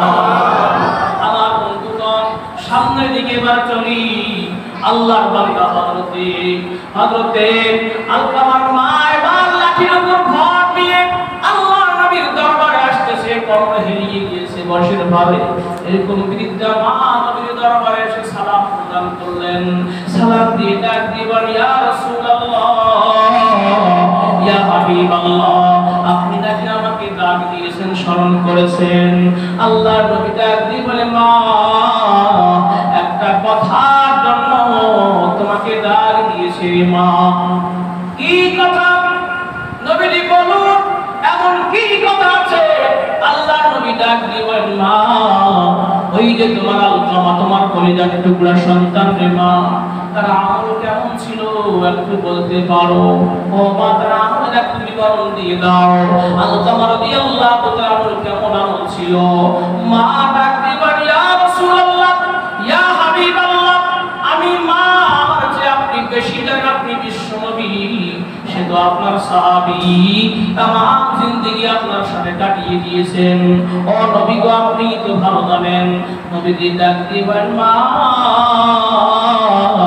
মায়ের মতো সন্তানের খবর কেউ বলতে পারে না হয় নাকি না না না কোন গোপন অঙ্গে যদি একটা তীর দাগ থাকে কালো দাগ থাকে বাবাও জানতে পারে না জানে কে জোরে বলেন জানে কে মা জানে কারণটা কি মা সকালবেলা ফজর আযান যখন মসজিদের মিনারে ভেসে ওঠে ওই সময় তোমাকে আমাকে উলঙ্গ করিয়া ছোট্টবেলায় যখন আমরা চলতে পারতাম না মা সুন্দর করে আমার শরীরটার মধ্যে তেল মালিশ করেছিল এই দুধের আগা গোড়ায় কথা বলে বই কিনা সব জায়গাগুলো কোথাও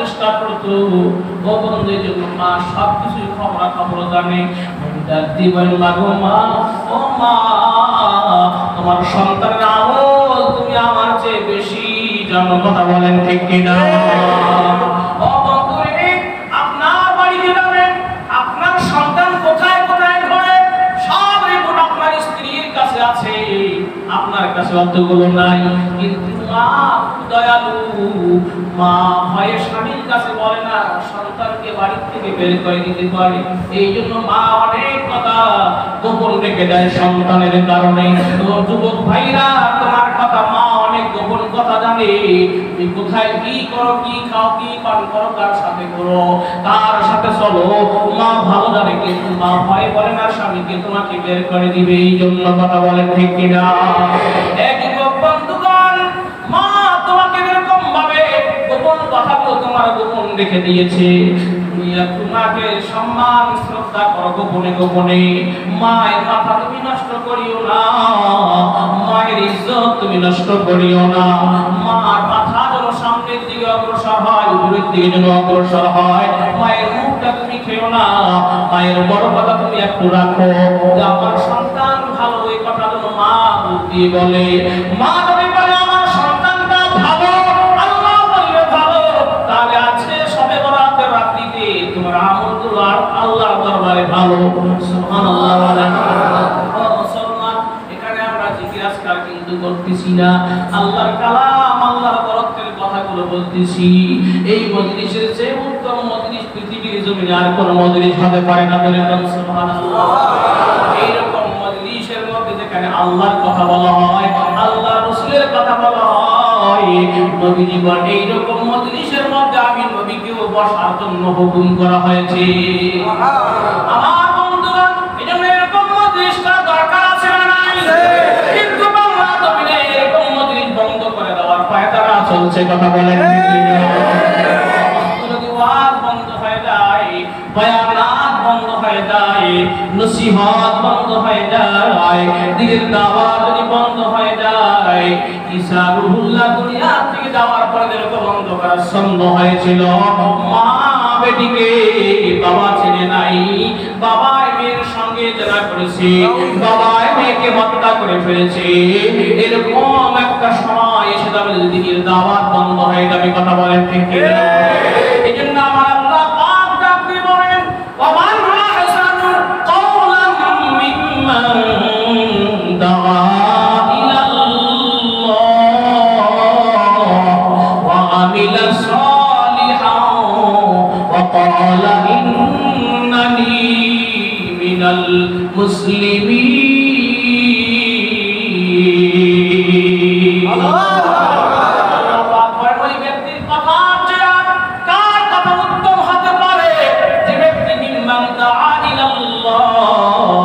যে ব্যক্তিরা আল্লাহর দিকে মানুষকে আহ্বান করে ওই ব্যক্তির যে আর কার কথা উত্তম হতে পারে প্রশ্নবোধক চিহ্ন আল্লাহ পাক রাখতে বলেন ওই ব্যক্তির কথা আছে আর কার কথা উত্তম হতে পারে যে মানুষকে আল্লাহর দিকে আহ্বান করে এবং দুআর মাধ্যমে মানুষকে আল্লাহর দিকে আহ্বান করা হয়, বয়ানের মাধ্যমে মানুষকে আল্লাহর দিকে আহ্বান করা হয়, নসিহার মাধ্যমে মানুষকে আল্লাহর দিকে আহ্বান করা হয়। এজন্য মসজিদের মিনার থেকেও মানুষকে আল্লাহর দিকে আহ্বান করা হয়। আর এই মিনার থেকে আল্লাহর আহ্বানকে বন্ধ করে দিয়েছে ভারত সরকার। কথা বলেন ঠিক কি না?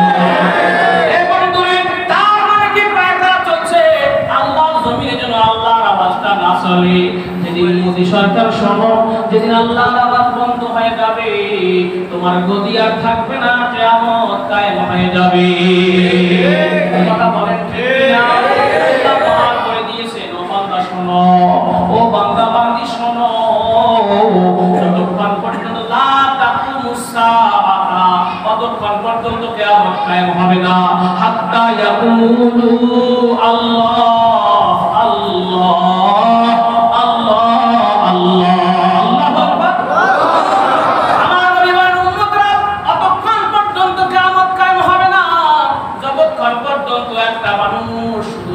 আল্লাহ আল্লাহ বলনেওয়ালা। এই মানুষটার কারণে আল্লাহ পাক কিয়ামত কায়েম করবেন না। ধরে বলেন সুবহানাল্লাহ। আল্লাহ বনিকে বন্ধ করে দিলে কিয়ামত অতীতে ঘটে চলে আসবে। কার গদি থাকা সম্ভব নয়, দুনিয়া নাই, গদি কোথায় পায়? কথা বলেন ঠিক কি? দুনিয়া যদি না থাকে গদি থাকা সম্ভব, বাবা থাকা সম্ভব, চেয়ার থাকা সম্ভব, কোনো কিছুই থাকা সম্ভব না। কথা বলেন ঠিক কি না? এজন্য আল্লাহ ধনী মসজিদের মিনারে হবে, আল্লাহর আহ্বান এই নম্বরে ওয়াজ মাহফিল হবে, আল্লাহর আহ্বান নসিহতের মাধ্যমে হবে, আল্লাহর আহ্বান বয়ানের মাধ্যমে হবে। আল্লাহর জমিনে ইনিল হুকমু ইল্লা লিল্লাহ, আল্লাহর হুকুমত থাকবে। কথা বলেন ঠিক কি না? আমার বন্ধুগণ, এবার আল-কামা রাদিয়াল্লাহু তাআলা আনহুর মায়ের কথা মনে আসে না নাই?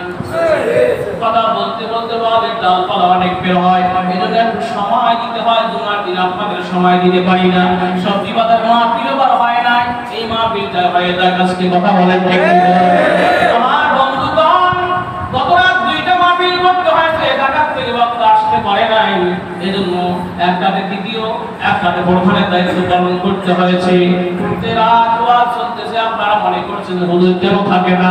প্রত্যেক রাত এই বয়ানগুলো আমরা করতে আসি মানুষের সামনে। আল্লাহর কাজ আমাদের করে যেতে হবে, কারণ আমরা হলাম ওয়ারাসাতুল আম্বিয়া, আম্বিয়া ইকরামের ওয়ারিস। হুজুর আপনারা কি টাকা পয়সা দেন না, চুক্তি করি না যে যত দায় মুষ্টি বেঁধে নিয়ে আসি, কোনো সমস্যা নাই।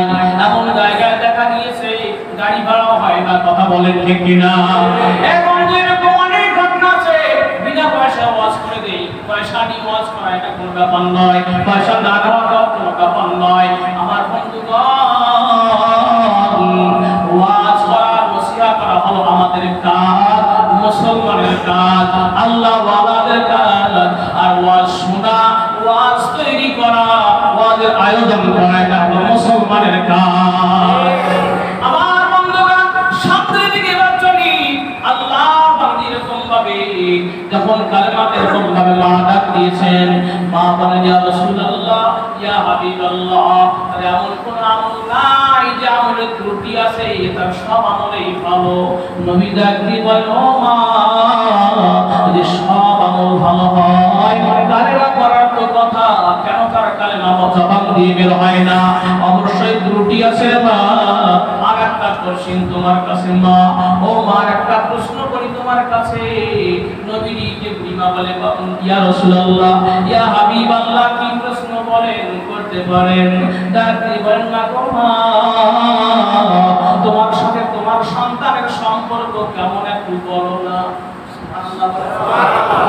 তোমার সাথে তোমার সন্তানের কেমন সম্পর্ক একটু বলো।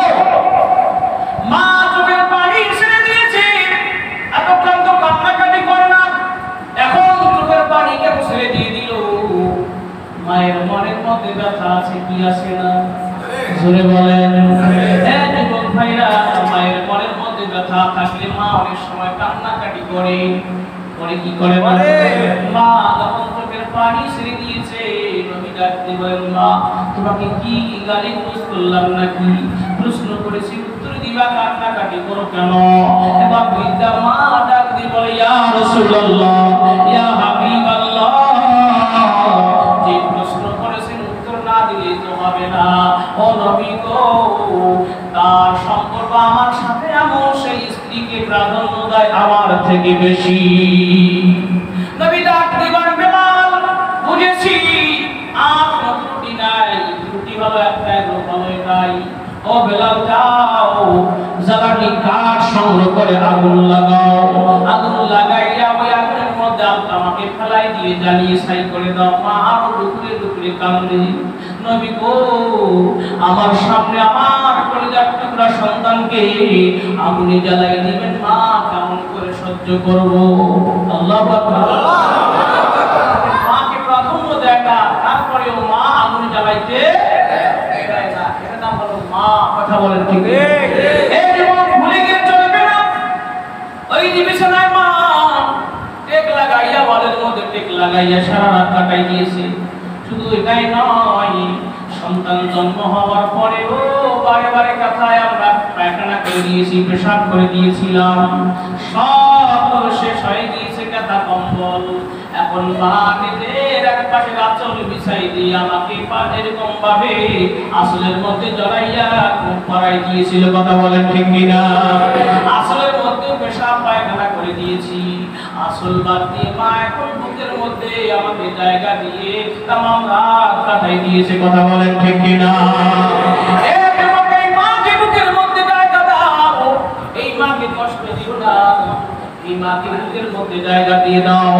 আমার বন্ধুগণ, আলোচনা কি বন্ধ বন্ধ করে দেবো? আমার বন্ধুগণ, এবার একটু বলি, আল্লাহর বান্দা বিশ্বনবী জনাবে মুহাম্মদুর রাসূলুল্লাহ সাল্লাল্লাহু আলাইহি সাল্লামের কথা শুনে এবার আলকামা মা কান্দে। তার মা কান্দে, বুঝে বলেন আলকামা সাহাবীর মা এবার কান্দে। নবীজি ডাক দিয়ে বলেন, মা কান্দো না, ও মা কান্দো না, কেন তুমি কান্দো? নবীজি, আমার সন্তান আগুনের মধ্যে জ্বলবে, আমি এটা সহ্য করতে পারবো না, বরদাস্ত করতে পারবো না। এবার ডাক দিয়ে বলে, মা, ও মা, কি হলো? আসলে আপনি করে দিলেন, ও নবী গো, আমার সন্তান আমার চোখের সামনে আগুনে জ্বলবে, এটা মা আমি বরদাস্ত করতে পারি না, সহ্য করতে পারি না। নবীজি ডাক দিয়ে বলে, মা, এটা তো হলো দুনিয়ার আগুন। কিসের আগুন? দুনিয়ার আগুন। এক বালতি দুই বালতি পানি দিলে বন্ধ হয়ে যাবে, নিভে যাবে আগুন।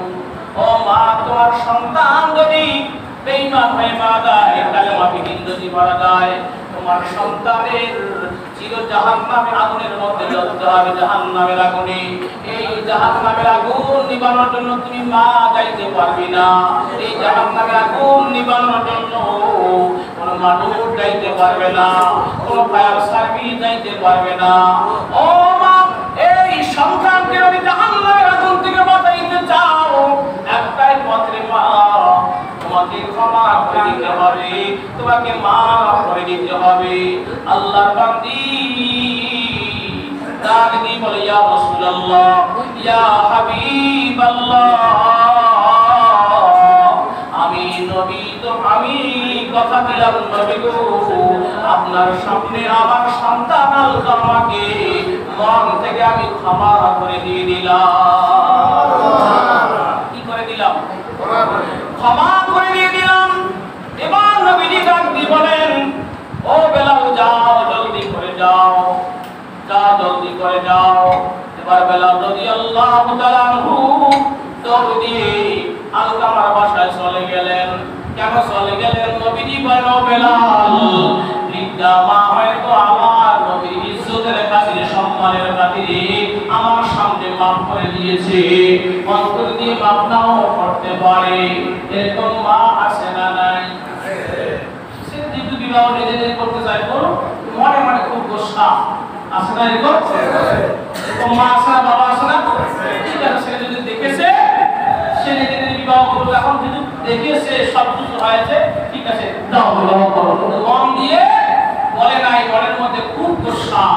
নবীজি ডাক দিয়ে বলেন, ও বেলাল, হয়তো ওই বৃদ্ধা মা আমি নবীর খাতিরে মাফ করে দিয়েছি আমার সামনে, হয়তো এরকম অবস্থা কেউ অন্তর দিয়ে মাফ দাও করতে পারে, দাও বেলাল আমার খবর দাও, সে কালেমা পড়তে পারতেছি কি পারতেছেন না। এবার আল্লাহ রাদিয়াল্লাহু তাআলার বাসায় দৌড়ে গিয়ে হযরত বেলাল হাবশী রাদিয়াল্লাহু তাআলা তার দরজায় যখন উপস্থিত হয়েছে, আলকামার জবান খুলে কালেমার আওয়াজ বের হইতেছে, জোরে বল সুবহানাল্লাহ। আলকামা রাদিয়াল্লাহু তাআলা এবার কালেমা পড়তেছে, লা ইলাহা ইল্লাল্লাহ, লা ইলাহা ইল্লাল্লাহ, লা ইলাহা ইল্লাল্লাহ, মুহাম্মাদুর রাসূলুল্লাহ।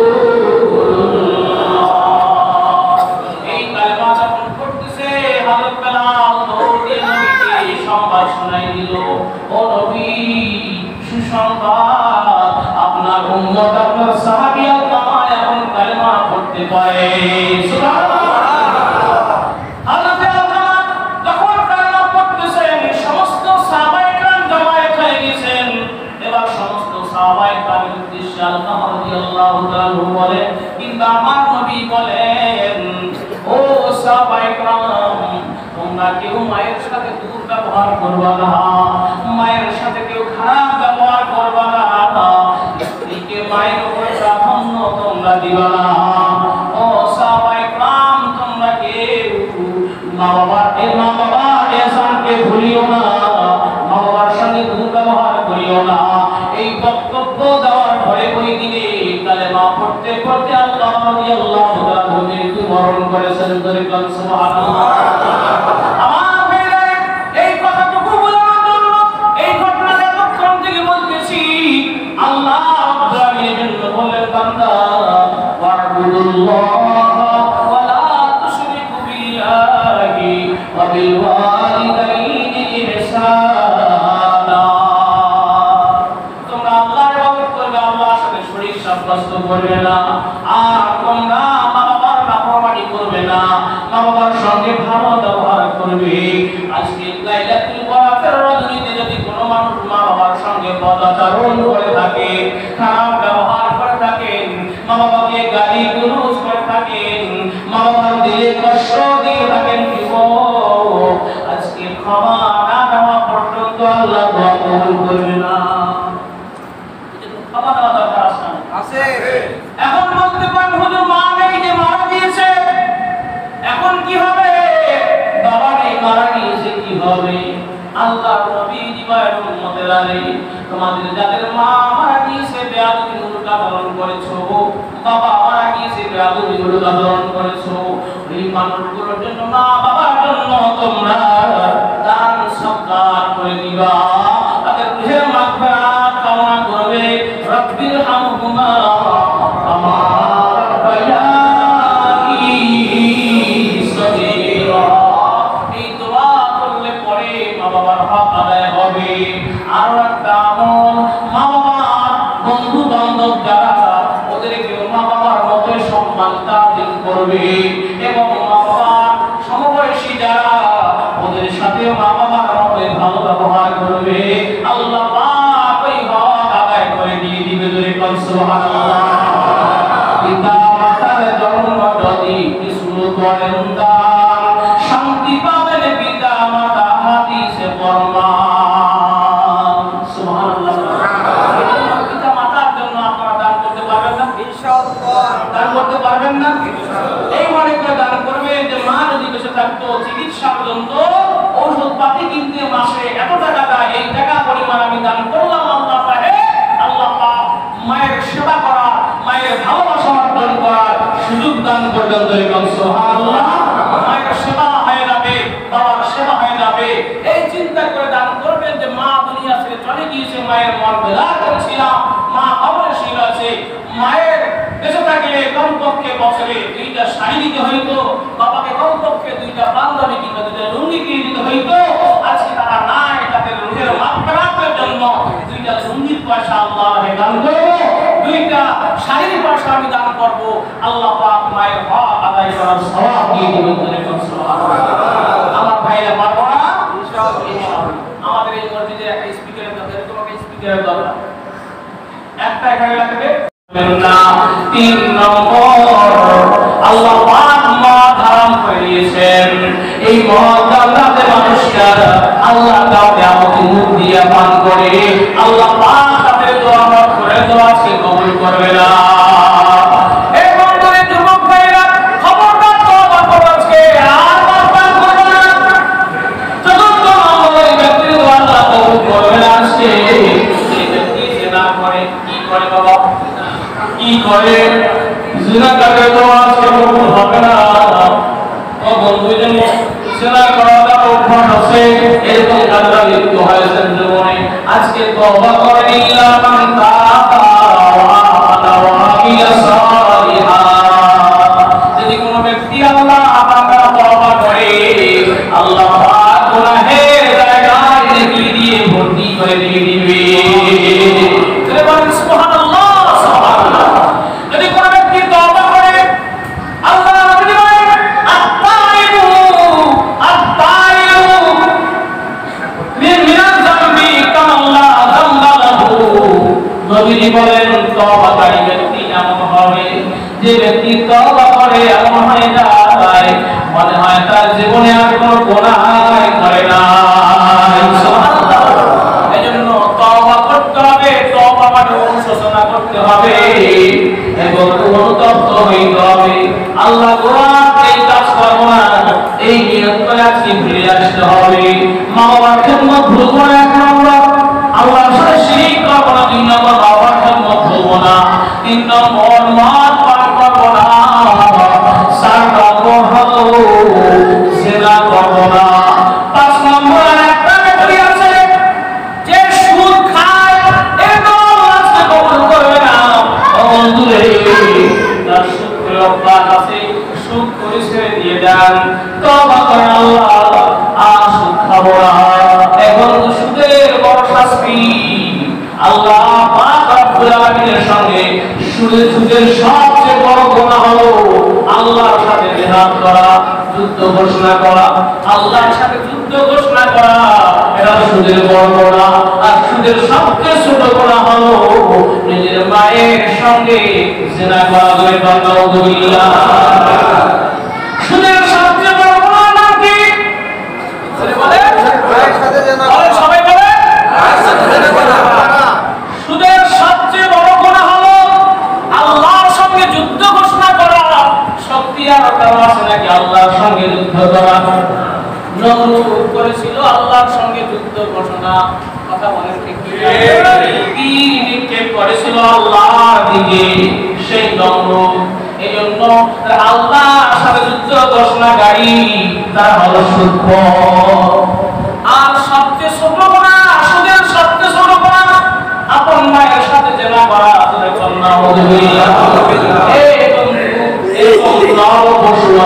মায়ের সঙ্গে জিনা করবি, এজন্য এটা এই বদভ্যাস ছেড়ে দিয়ে দিন। আর জীবনে কোনদিন সুদ খাবেন না, তওবা করেন। তাদের কাছ থেকে সুদের টাকা নিয়েছেন, ওই মানুষগুলোকে ওদের লাভের টাকাটা ফেরত দিয়ে দেন। আসল টাকা যেটা নিয়েছেন, আসল টাকাটা দেন, লাভের টাকাটা ফেরত দিয়ে দেন। এবার আসুন, তাই এই কাজগুলো আমরা কেউ আজকে থেকে করবো না। আল্লাহর দরবারে বলতে পারবো কি পারবো না? পারবো কি পারবো না? ভাইরা, আল্লাহ দরবারে দুহা তুলে এই কাজ করতে পারবো না।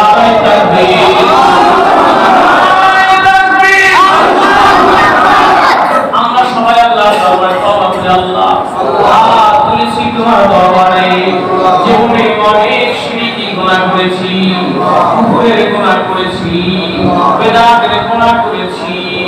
ও আল্লাহ, সুদ খেয়েছি, ঘুষ খেয়েছি, জিনা করেছি। তোমার আল্লাহ পাপের দরবারে পা দিয়ে আমরা পাপের সাগরে পৌঁছে হাবুডুবু করতেছি। আল্লাহ আর এই পাপগুলো করবো না। আল্লাহ তওবা করতেছি, আমাদের এই তওবা কবুল করে নিয়ে নাও। সামনের জিন্দেগি আর এই পাপের মধ্যে পা দিব না। এই পাপ থেকে আমাদের সবাইকে তুমি হেফাজত করিয়ে সবাই বলে আমিন। আল্লাহ আমাদের তওবা কবুল করে নিয়ে মুসলমান খালি দিলে তওবা করলে আল্লাহ তওবা করলে গুনাহ জায়গা গুনাহ মাফ করে দিয়ে ওই জায়গাগুলো নেকি দিয়ে ভরপুর করে দিয়ে দিবে। আমার বন্ধুগণ, এই আজকে সবে বারাতের রাত, সামনে কয়েকদিন পর রমজানের রাত। রমজানের রাত, এই রাতে আল্লাহ পাক রব্বুল আলামিন কোরআন নাযিল করে দিয়েছেন। সুবহানাল্লাহ। সেই রাত আসতেছে আমাদের সামনে। আমি হাদিসের অংশটুকু বলি। আল্লাহ পাক রব্বুল আলামিন প্রথম আসমানে নেমে এসে বলেন, বান্দারে আল্লাহ আমি মুস্তাগফিরিন, তোমরা কি কেউ আছো গুনাহগার? আমার কাছে চাও, আল্লাহ তোমাদের মাফ করে দিয়ে দিব। এই গুনাহ কথা বলতে বলতে এতগুলো কথা বলা হয়েছে, কথা বলুন ঠিক কিনা? দুই নম্বর কাজ আল্লাহ পাক 2 নম্বর ঘোষণা দিয়ে দেন, আল্লাহ বিল মুস্তারজিন ফারযুকাহু। কেউ কি আসো তোমরা রিজিকের অভাব, তোমরা চাও আমি আল্লাহ রিজিকের অভাব দূর করে দিয়ে দিব। কারণ আল্লাহু খায়রুর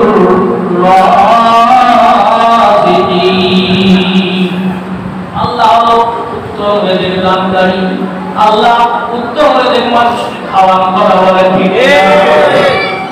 আমরা উত্তম হারাম খাইতে চাই, আল্লাহ পাক বলেন বান্দারে হারাম ছেড়ে দিয়ে দাও।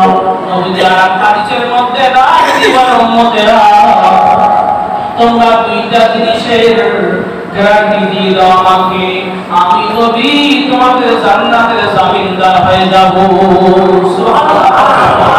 2টা জিনিসের গ্যারান্টি দাও। কয়টা জিনিসের? 2টা। আমাদের বান কয়টা? 2টা। হাজার সাহেব বলে সবাই 2টা জিনিসের গ্যারান্টি দাও, আমি নবী তোমাদের জান্নাতের জামিনদার হয়ে যাব। সুবহানাল্লাহ। এই বন্ধু, এই 2টা জিনিস আমরা করতে পারবো কি পারবো না? সরে বলেন পারবো কি? ইনশাআল্লাহ। আল্লাহ নবী দিলেন, ও উম্মতা 2টা জিনিসের তোমরা গ্যারান্টি দাও। 2টা জিনিস বলে দেই। 1 নম্বর, 2 ঠোঁটের মাঝখানে তোমরা গ্যারান্টি দাও হেফাজত করবা, আমি নবী তোমাদের জান্নাতের জামিনদার হব। সুবহানাল্লাহ। 2 ঠোঁটের মাঝখানের কথা নবী বললেন 1 নম্বর কথা। ও বন্ধু, 2 ঠোঁটের মাঝখান কেন বললেন? এই ঠোঁট দিয়ে মিথ্যা কথা বলা হয়, এই মুখ দিয়ে সুদ খাওয়া হয়, এই মুখ দিয়ে ঘুষ খাওয়া হয়, এই মুখ দিয়ে মদ পান করা হয়, এই মুখ দিয়ে খারাপ কথা বলা হয়। এগুলো গ্যারান্টি দিয়ে দাও যে মুখটা দিয়ে আর এগুলো করবো না। এই জন্য নবী বলেন 2 ঠোঁটের মাঝখান অর্থাৎ মুখটা একটা গ্যারান্টি দিয়ে দাও, আমি নবী জান্নাতের জামিনদার হয়ে যাব। 2 নম্বর কথা নবী বলেন, উম্মতে তোমরা তোমাদের 2 রানের মাঝখান, 2 রানের মধ্যবর্তী স্থান অর্থাৎ লজ্জাস্থান, পুরুষরা পুরুষের লজ্জাস্থান, মেয়েরা মেয়েদের লজ্জাস্থানে হেফাজত করার গ্যারান্টি দাও, আমি নবী তোমাদের জন্য জান্নাতের জামিনদার হয়ে যাব।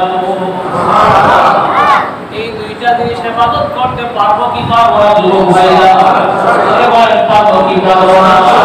মুখ দিয়ে খারাপ বলবো না, কাউকে গালি গুলোজ করবো না, মুখ দিয়ে মিথ্যা বলবো না, মুখ দিয়ে হারাম কোনো কিছু খাবো না, মদ পান করবো না, গাঁজা পান করবো না, বিড়ি সিগারেট মুখের মধ্যে নেব না।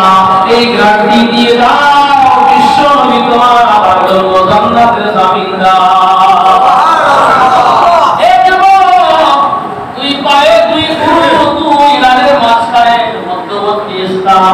লজ্জাস্থানের হেফাজত করবা। 1 নম্বর, মেয়ে আছেন, মেয়ে মানুষ, মহিলা মানুষ, হালাল স্বামী ছাড়া এই লজ্জাস্থানকে কারো কাছে দেখানো যাবে না, কাউকে ব্যবহারের জায়গাও দেওয়া যাবে না। কথা বলেন কি?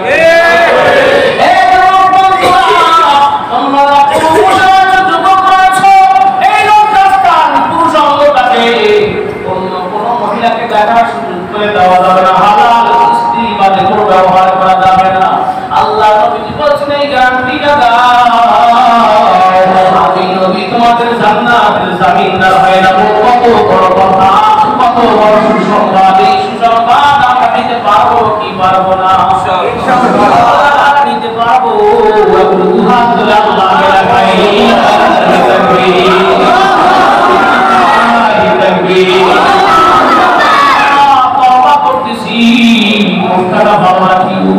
আল্লাহ তওবা করতেছি, লজ্জাস্থানে হেফাজত করব। আল্লাহ তুমি আমার নবীদের নবীর জান্নাতের জামিনদার বানাই দিও। খারাপ নামাজ আমার ভাইরা মনটা কি খারাপ করে ফেললাম নাকি? এত হাত উঠাও ঠিক করাইতেছি, মন খারাপ করবেন না। এত সবার থেকে আলোচনা চলছে, মন কেউ খারাপ করবেন না। আমাদের জীবন পরিবর্তনের জন্য শেষ ওয়াজ নসিহত এটা হতে পারে। কথা বলেন অনেক মানুষের জন্য শেষ রাত, আজকের জন্য অনেক মানুষের শেষ ঘুম, আজকের জন্য এই নসিহতটা শেষ নসিহত হতে পারে। এ বাবারা কত মানুষ এই রাতের মধ্যে ঘুমের ঘরে চলে গিয়েছে, ওই যে ঘুমে গেছে আর চোখ দুইটা বেরিয়ে তাকাইতে পারে নাই, একবারে চলে গিয়েছে আর স্ত্রী কেউ দেখতে পারে নাই, সন্তান কেউ দেখতে পারে নাই। আমার বন্ধুগণ আপনাদের জন্য বলতেছি কথাগুলো গরম দিয়ে। ও সবজি বাজারের ভাইরা আপনাদের দরদে আমি আব্দুর রাজ্জাক সৈয়দী কথাগুলো বলতেছি। ভালো হয়ে যান, ভালো হয়ে যান, রবকে স্বীকার করেন। আল্লাহ পাকের জন্য বললেন বান্দারে ইয়া আইয়ুহান নাস উবুদু রাব্বাকুমুল্লাযী খালাকাকুম ওয়াল্লাযীনা মিন ক্বাবলিকুম লাআল্লাকুম তাত্তাকুন। আল্লাহু আকবার। হে মানুষ সকল ইবাদত করো তোমার রবের, যেই রব তোমাদেরকে সৃষ্টি করেছেন। সৃষ্টিকর্তা রবের তোমরা কি করো? ইবাদত বন্দি করো। যে রব তোমাদের হায়াত দিলেন সেই রবের ইবাদত করো। আল্লাহ পাকের ঘোষণা, আল্লাহ পাক তারপর বলতেছেন লাআল্লাকুম তাত্তাকুন, তোমরা করো তোমরা পরহেজগার হতে পারবা, মুত্তাকি হতে পারবা। সুবহানাল্লাহ। আর যদি কোন বান্দা মুত্তাকি হতে পারে, আমার আল্লাহ পাকের ঘোষণা ফাইনাল জান্নাতা হিয়াল মাওয়া, তাদের জন্য জান্নাতের মধ্যে ঠিকানা হবে। সুবহানাল্লাহ। এখন আমরা কয়টা জান্নাত আল্লাহ পাক ডাক দিয়ে বলেন ওয়ালিমান খাফা মাকাম রাব্বিহি জান্নাতান ফাবিআইয়ি আলা'i রাব্বিকুমা তুকাদ্দিবান। তোমাদের জন্য তাকওয়া অর্জনকারী বান্দা বান্দীদের জন্য ডবল জান্নাত দিয়ে দিব। সুবহানাল্লাহ বলেন। ডবল জান্নাত পাইলে খুশি না বেদা? ডবল পাইলে খুশি না বেদা? ডবল বাড়ি পাইলে খুশি না বেদা? ডবল চাকরি পাইলে খুশি না বেদা? ডবল সন্তান পাইলে অনেকে বেদা হয়ে যায়। সন্তানের ডবল হয়, বেদা হয়। আল্লাহ পাক বলেন বান্দারে ডবল যদি তোর ধান ফলে খুব খুশি, ডবল যদি ফল ফলে খুব খুশি, ডবল যদি তোমার চাকরি হয় খুব খুশি, ডবল যদি তোমার ব্যবসা হয় খুব খুশি, ডবল যদি তোমার বাড়ি হয় খুব খুশি। কিন্তু শোনো, আমার ইবাদত আমি আল্লাহ, আমার আবাদত আমি আল্লাহ ডবল করতে চাই। আমার আবাদ সেটা হলো মানুষের আবাদ। আল্লাহর আবাদের নাম হলো মানুষ ধরে বলেন সুবহানাল্লাহ। আমারটা যদি ডবল চাই আল্লাহ টাকা বলে অসুবিধা কোথায়? আল্লাহ নবী ডাক দিয়ে উম্মতরে ডবল হও, ডবল হও, ওই বংশে বিবাহ করো যেই বংশের সন্তান বেশি হয়। সুবহানাল্লাহ। ওই বংশের নারীদেরকে তোমরা বিবাহ করো যেই বংশের মেয়েদের বেশি সন্তান হয়, ওই বংশের মেয়েকে তোমরা বিবাহ করো। আর আমি নবীজি হাসরের ময়দানে যেদিন কায়েম হয়ে যাবে, সমস্ত নবীদের উম্মত যত হবে, আমি নবীদের গৌরব করতে পারি ডবল ডবল ডবল উম্মত হওয়ার কারণে। সুবহানাল্লাহ। আমি নবী তোমাদের জন্য দোয়া করব, এজন্য প্রেশান হইও না, খাওয়াইও না, চিন্তিত হইও না। নাহনু নারযুকুকুম, আমি আল্লাহ তোমাদের রিজিক দানকারী। সুবহানাল্লাহ। মায়ের পেটে ছিলে তোমার বাবা খাওয়ায় নাই, মায়ের নাভি দিয়ে আমি আল্লাহ তোমাকে খাওয়াইছি। দুনিয়ায় আসছো তোমার গরম দুধের ব্যবস্থা তোমার বাবা করে নাই, আমি আল্লাহ তোমার মায়ের স্তরের মধ্যে ফ্লাক্সের মতো শুনো শুনো দুধ গরম করে রেখে দিয়েছিলাম। সুবহানাল্লাহ। বান্দা তুমি কি খাইবা? তুমি সৃষ্টির আগে আমি আল্লাহ দুনিয়ার গাছপালা তরুলতা সাগর ঝর্ণা পাহাড় সৃষ্টি করে দিয়েছি। এগুলো থেকে তোমার খানা আসবে, এগুলো থেকে তোমার রুজি আসবে, তোমার রুজিটা খাইতে হবে আমি আল্লাহ তোমার জন্য নির্ধারণ করে দিয়েছি। এজন্য আল্লাহ পাক ডাক দিবেন, কে আছো রিজিকের অভাব? আজকে চাও আমি আল্লাহ রিজিকের অভাব দূর করে দিয়ে দিব। এজন্য আল্লাহর কাছে রিজিক চাওয়া দরকার আছে না? রিজিকের মালিক কে? কোন দেশের সরকার নাকি? না না না। যেবার ফলন ভালো হয় বলে বাপ্পা ফলন, যেবার নাই কোনো গল্প নাই বলে ঠিক না। ফলনকে বলায় আল্লাহ বলায় কথা বলেন ঠিক না? এরপর করে এই জন্য আল্লাহ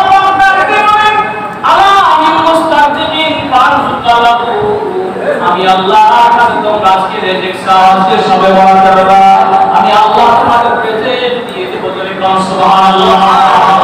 3 নম্বর আল্লাহ পাক ডাকতে বলেন, কেউ কি আপদ বিপদ বাধা মুসিবতে আমার গজবে কেউ কি গ্রেফতার হয়েছো, আজকে চাও, আজকে রাতে চাও বান্দা, আমি আল্লাহ আপদ বিপদ বাধা মুসিবত থেকে তোমাকে হেফাজত করব। সুবহানাল্লাহ। আল্লাহ পাক ডাকতে বলেন, বান্দারে ইদা সাবাতুহুম মুসিবাতুন ক্বালু ইন্না লিল্লাহি ওয়া ইন্না ইলাইহি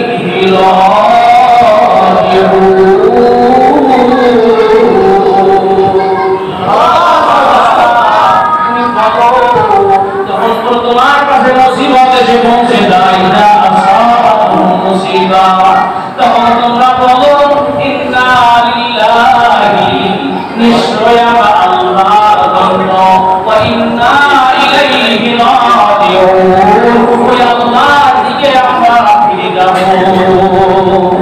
আল্লাহর দিকে যদি আমরা ফিরে যাই, যে বলে আল্লাহ গো কবে দিয়েছো করোনা ভাইরাস, তুমি দিয়েছো, তুমি করোনা ভাইরাস দূর করো, তুমি সারেন্ডার করি আল্লাহর কাছে, করোনা ভাইরাস দূর করে দিবে কে? এ বাবারা, করোনা ভাইরাসের যতই ওষুধ বের করো কাজ হবে না।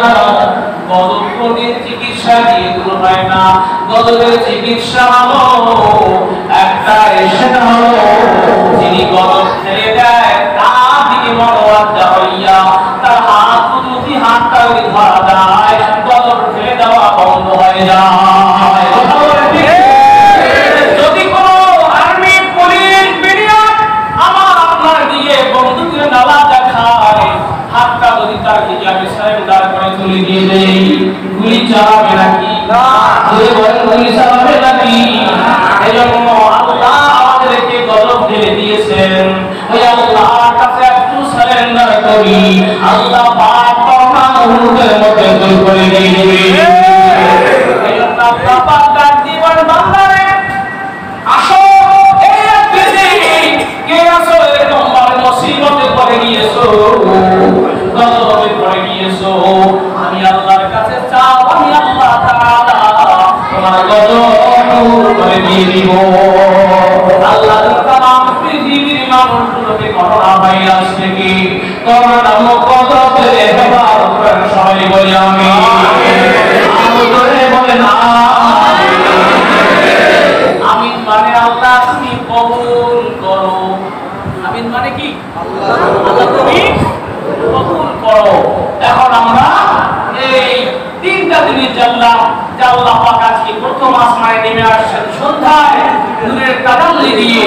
আল্লাহ পাক রব্বুল আলামিন ফজর পর্যন্ত এইভাবে আমাদেরকে বলতে বান্দা